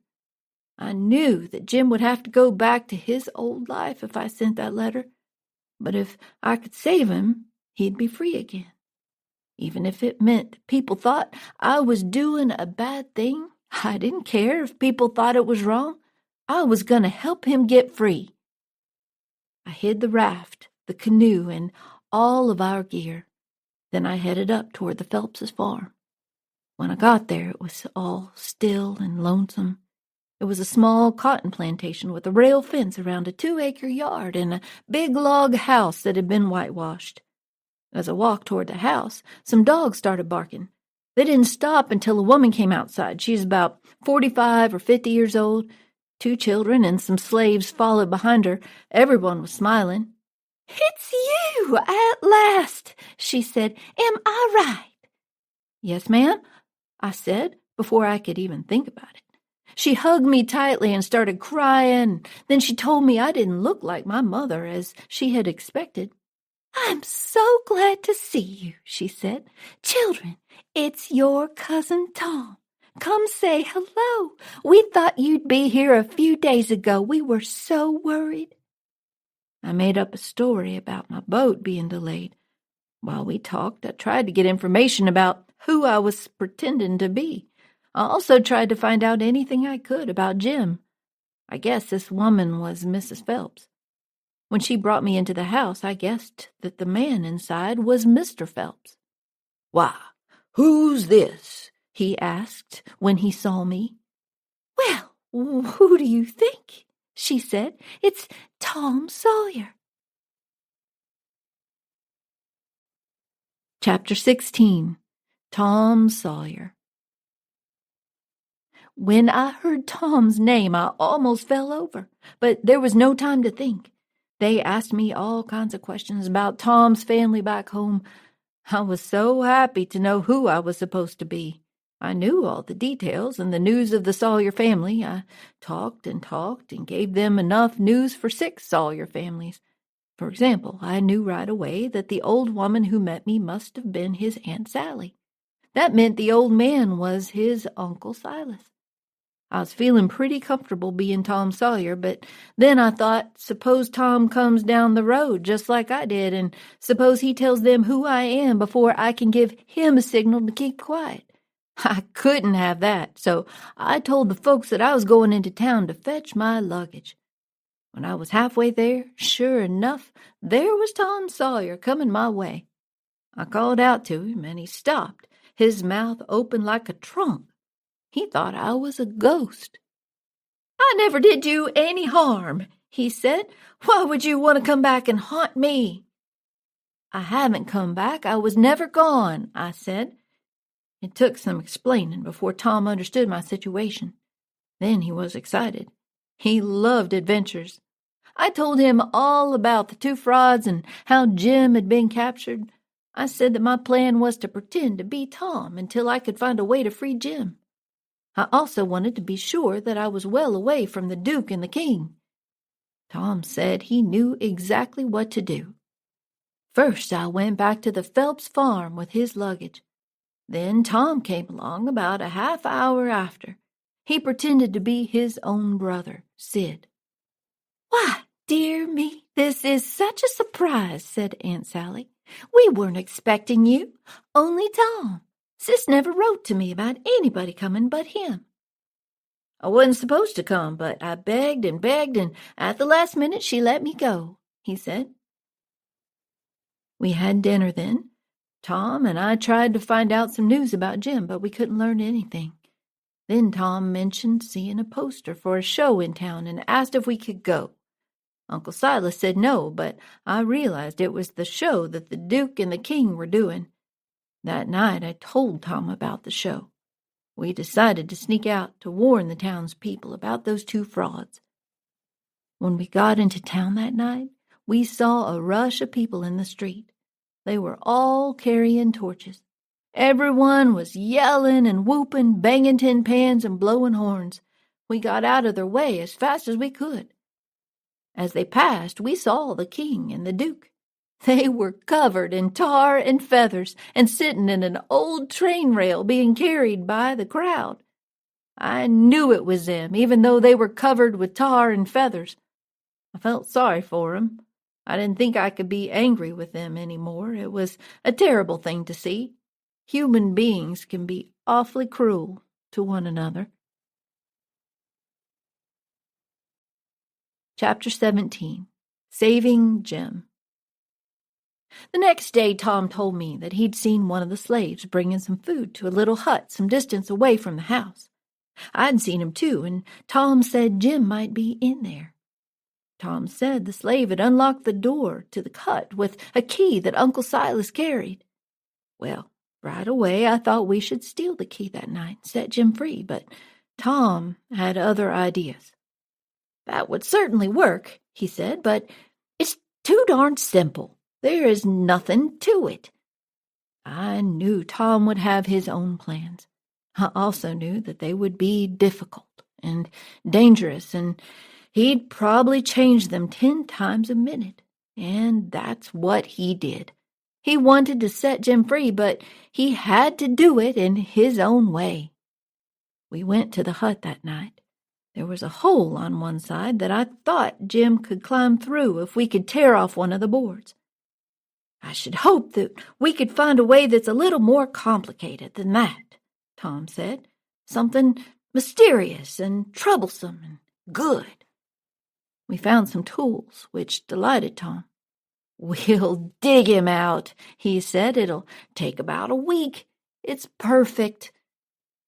The next day we followed the slave who was bringing food out to the hut. After a lot of talking, we convinced him to let us see inside. It was dark, but Jim was there. He was sitting on a flimsy bed, leaning up against the wall. He looked sad. "Why, Huck, my goodness, is that Tom Sawyer?" Jim said. We said we were going to set him free and that he shouldn't worry if he heard any digging at night. It was just us. Jim only had time to hold each of us by the hand and thank us. Then we had to leave before the slave who had brought the food came looking for us. It didn't take long for Tom to start changing his plan. He decided it was just too easy to dig Jim out of the hut. Jim needed a rope ladder, and he had to write letters about how lonely he felt. Tom had many ideas like these, which he had picked up from all the adventure stories he read. We started digging under the hut that night after everyone went to sleep. At first, Tom wanted us to dig with our hands, but that was taking too long. Finally, he said it would probably be all right for us to use the picks and shovels we had borrowed. We dug until we were too tired to continue. The hole was just deep enough to crawl under the wall of the hut and get inside. The next day we borrowed a sheet for Jim to write on, and we also brought Jim some spoons and a candlestick that he could use to make a pen. We took some candles and plates and other things that Tom thought would be useful. That night we crawled into the hut and woke Jim. He was so happy to see us that he almost cried. He wanted to leave with us right away, but Tom explained how that wasn't the right way to do things. He said we had to save Jim according to all the adventure stories. Well, Tom was the expert on that, so Jim and I went along with him. Tom explained how Jim should write on the sheet and the plates and told him how to make the rope ladder. It was all very confusing, but Jim said he would try to do it all. Tom was in high spirits. He said it was the best fun he ever had in his life. Chapter 18. Tom's Adventure. Over the next few days, Aunt Sally and Uncle Silas began to notice that items were missing from the house. The sheet, spoon, candles, and other things that Tom had decided were necessary to free Jim. Tom and I tried to fool them by replacing some of the items and taking others later on.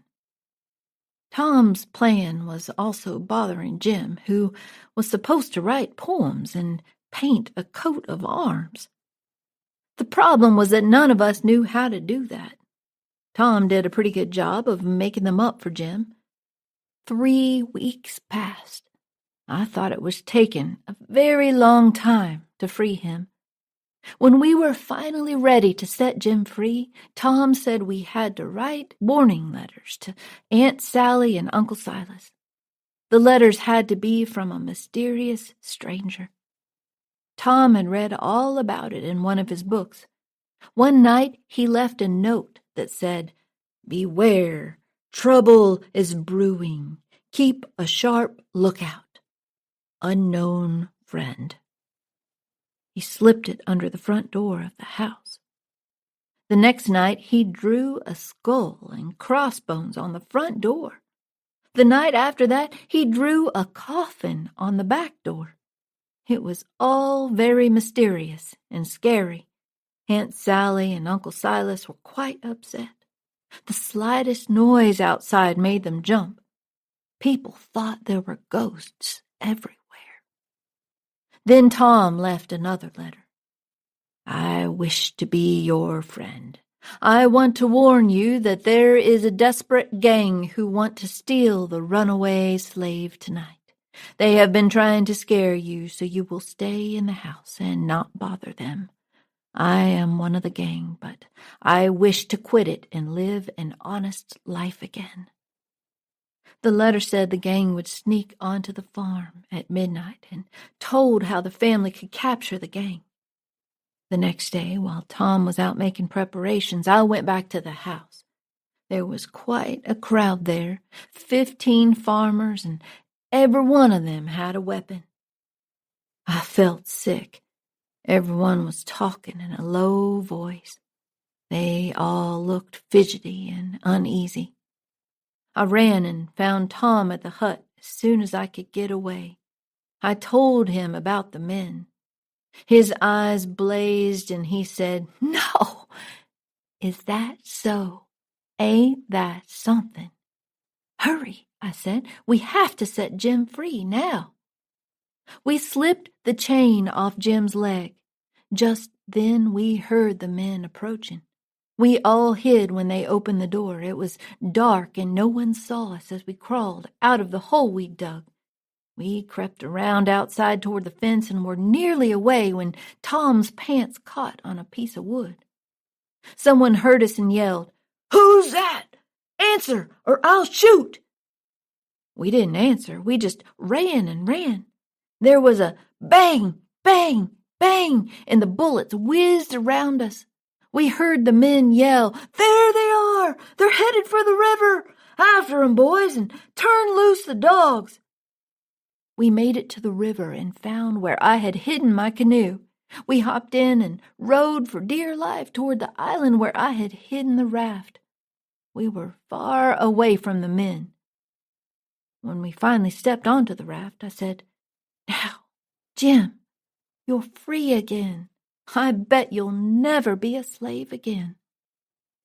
"It was a mighty good job, too, Huck," he said. "It was planned beautifully. Nobody could have come up with a better plan than that." We were all as glad as we could be, but Tom was even happier because he had a bullet in the calf of his leg. Well, Jim and I didn't feel as good as we did before. It was hurting Tom a lot and bleeding pretty heavily. We tore up one of the Duke's shirts to bandage him, but he wanted to do it himself. "We did it so elegantly, didn't we?" he said, still excited about the escape. Jim and I knew Tom needed a doctor, but Tom didn't want one. It never happened like that in any of his adventure books. Finally, he agreed to let me go. He didn't have a choice, but I let him think it was his decision. He made me promise to blindfold the doctor so he wouldn't know where we were hidden. I said I would, and Jim said he would hide until the doctor left. The doctor I found in town was a very kind-looking old man. I told him my brother was hurt in a hunting accident and that we wanted him to help us without telling our parents. "Who are your folks?" he asked. "The Phelpses." "Oh," he said, and a few moments later, "How did you say he got shot?" "He had a dream, and it shot him." "Some dream," he said. When he saw my canoe, he said it wouldn't be big enough for both of us. He told me to stay at his office until he came back. I didn't have time to argue with him, so I told him which island Tom was on, and he set out for it. Well, pretty soon I fell asleep out there. When I woke up, the sun was high. I went back to the doctor's house, but they told me he wasn't back yet. I thought that sounded pretty bad for Tom. I wanted to get back to the island right away. I left the doctor's house, but just as I turned the corner, I bumped right into Uncle Silas. "Why, Tom, where have you been all this time, you rascal?" "I haven't been anywhere," I said. "Just hunting for that runaway slave, me and Sid." "Why, wherever did you go? Your aunt's been mighty worried."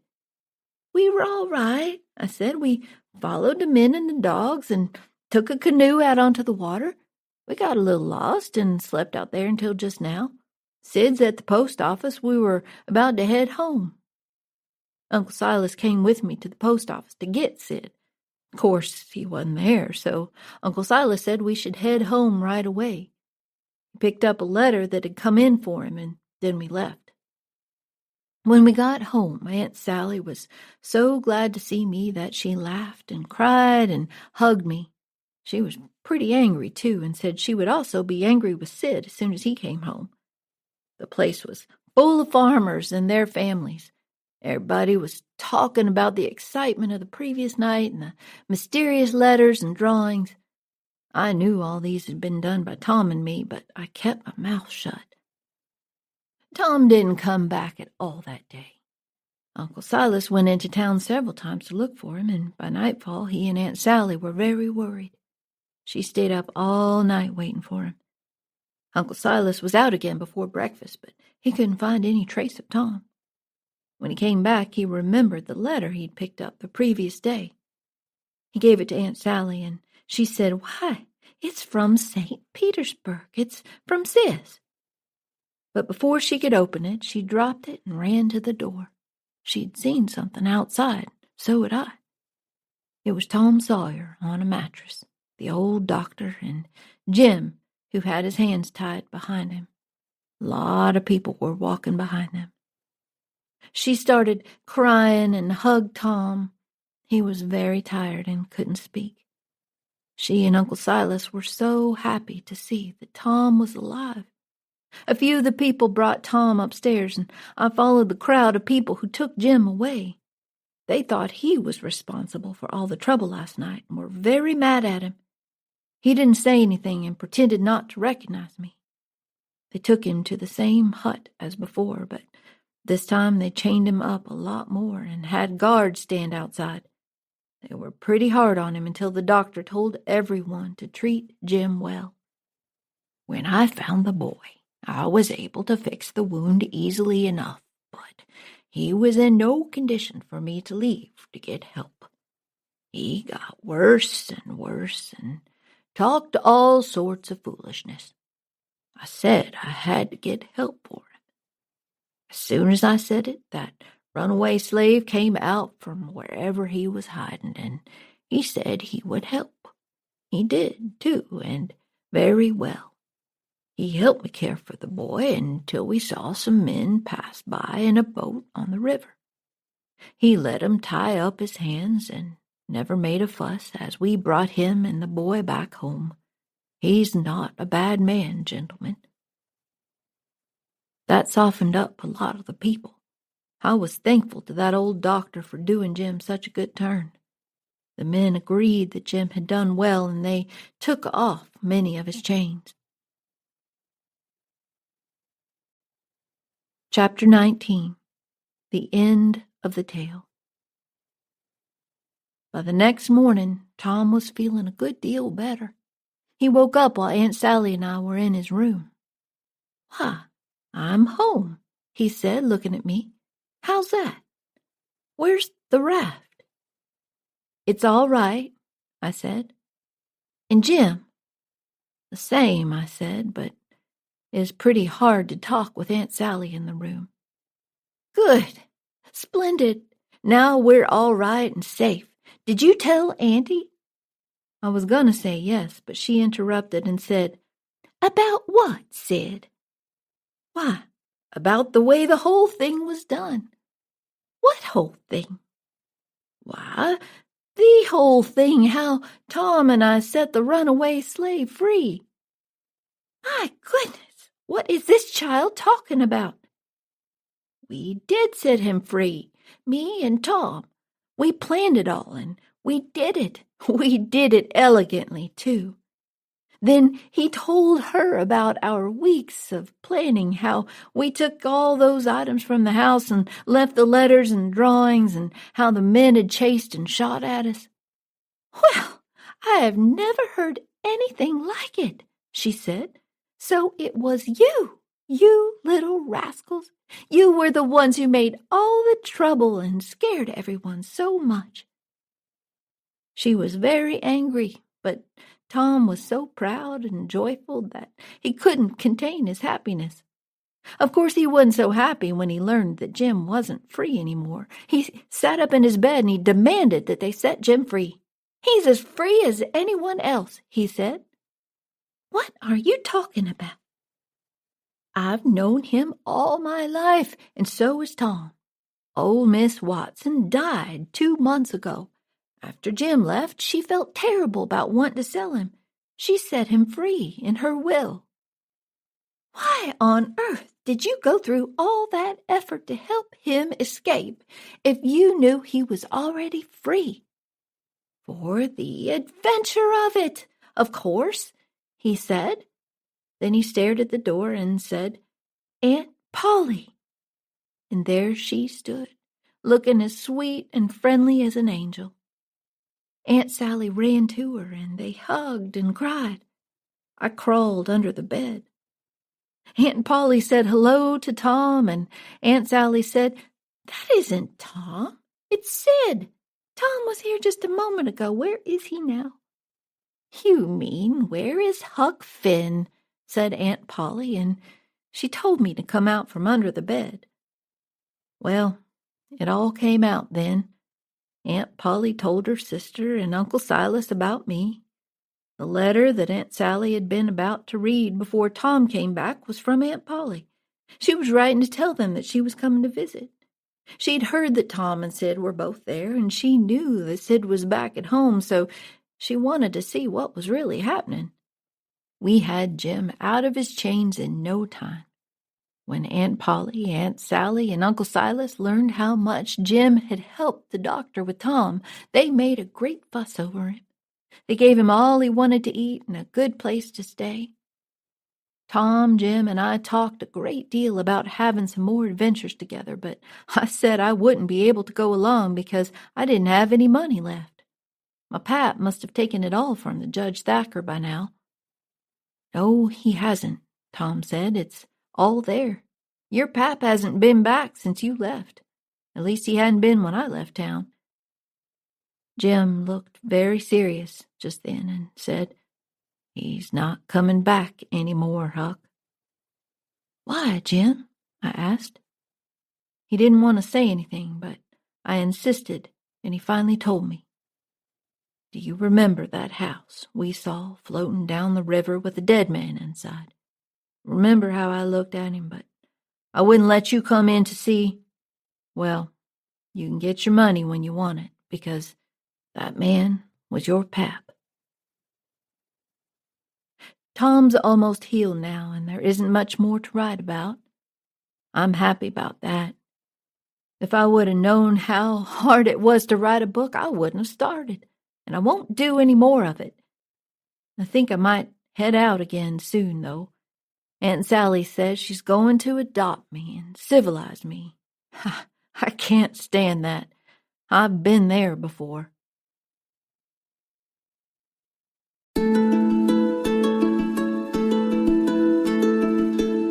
This has been an Oasis audio recording of The Adventures of Huckleberry Finn, retold from the Mark Twain original by Oliver Ho for the Classic Starts series. Classic Starts are published by Sterling Children's Books. Text copyright 2006 by Oliver Ho. Audio copyright 2019 by Oasis Family Media. Under license from Sterling Publishing. Classic Starts is a registered trademark of Sterling Publishing Company, Incorporated. For a complete list of the Classic Starts audiobooks available, visit oasisaudio.com/Classic Starts. I'm Rebecca K. Reynolds, your storyteller. Thanks for listening.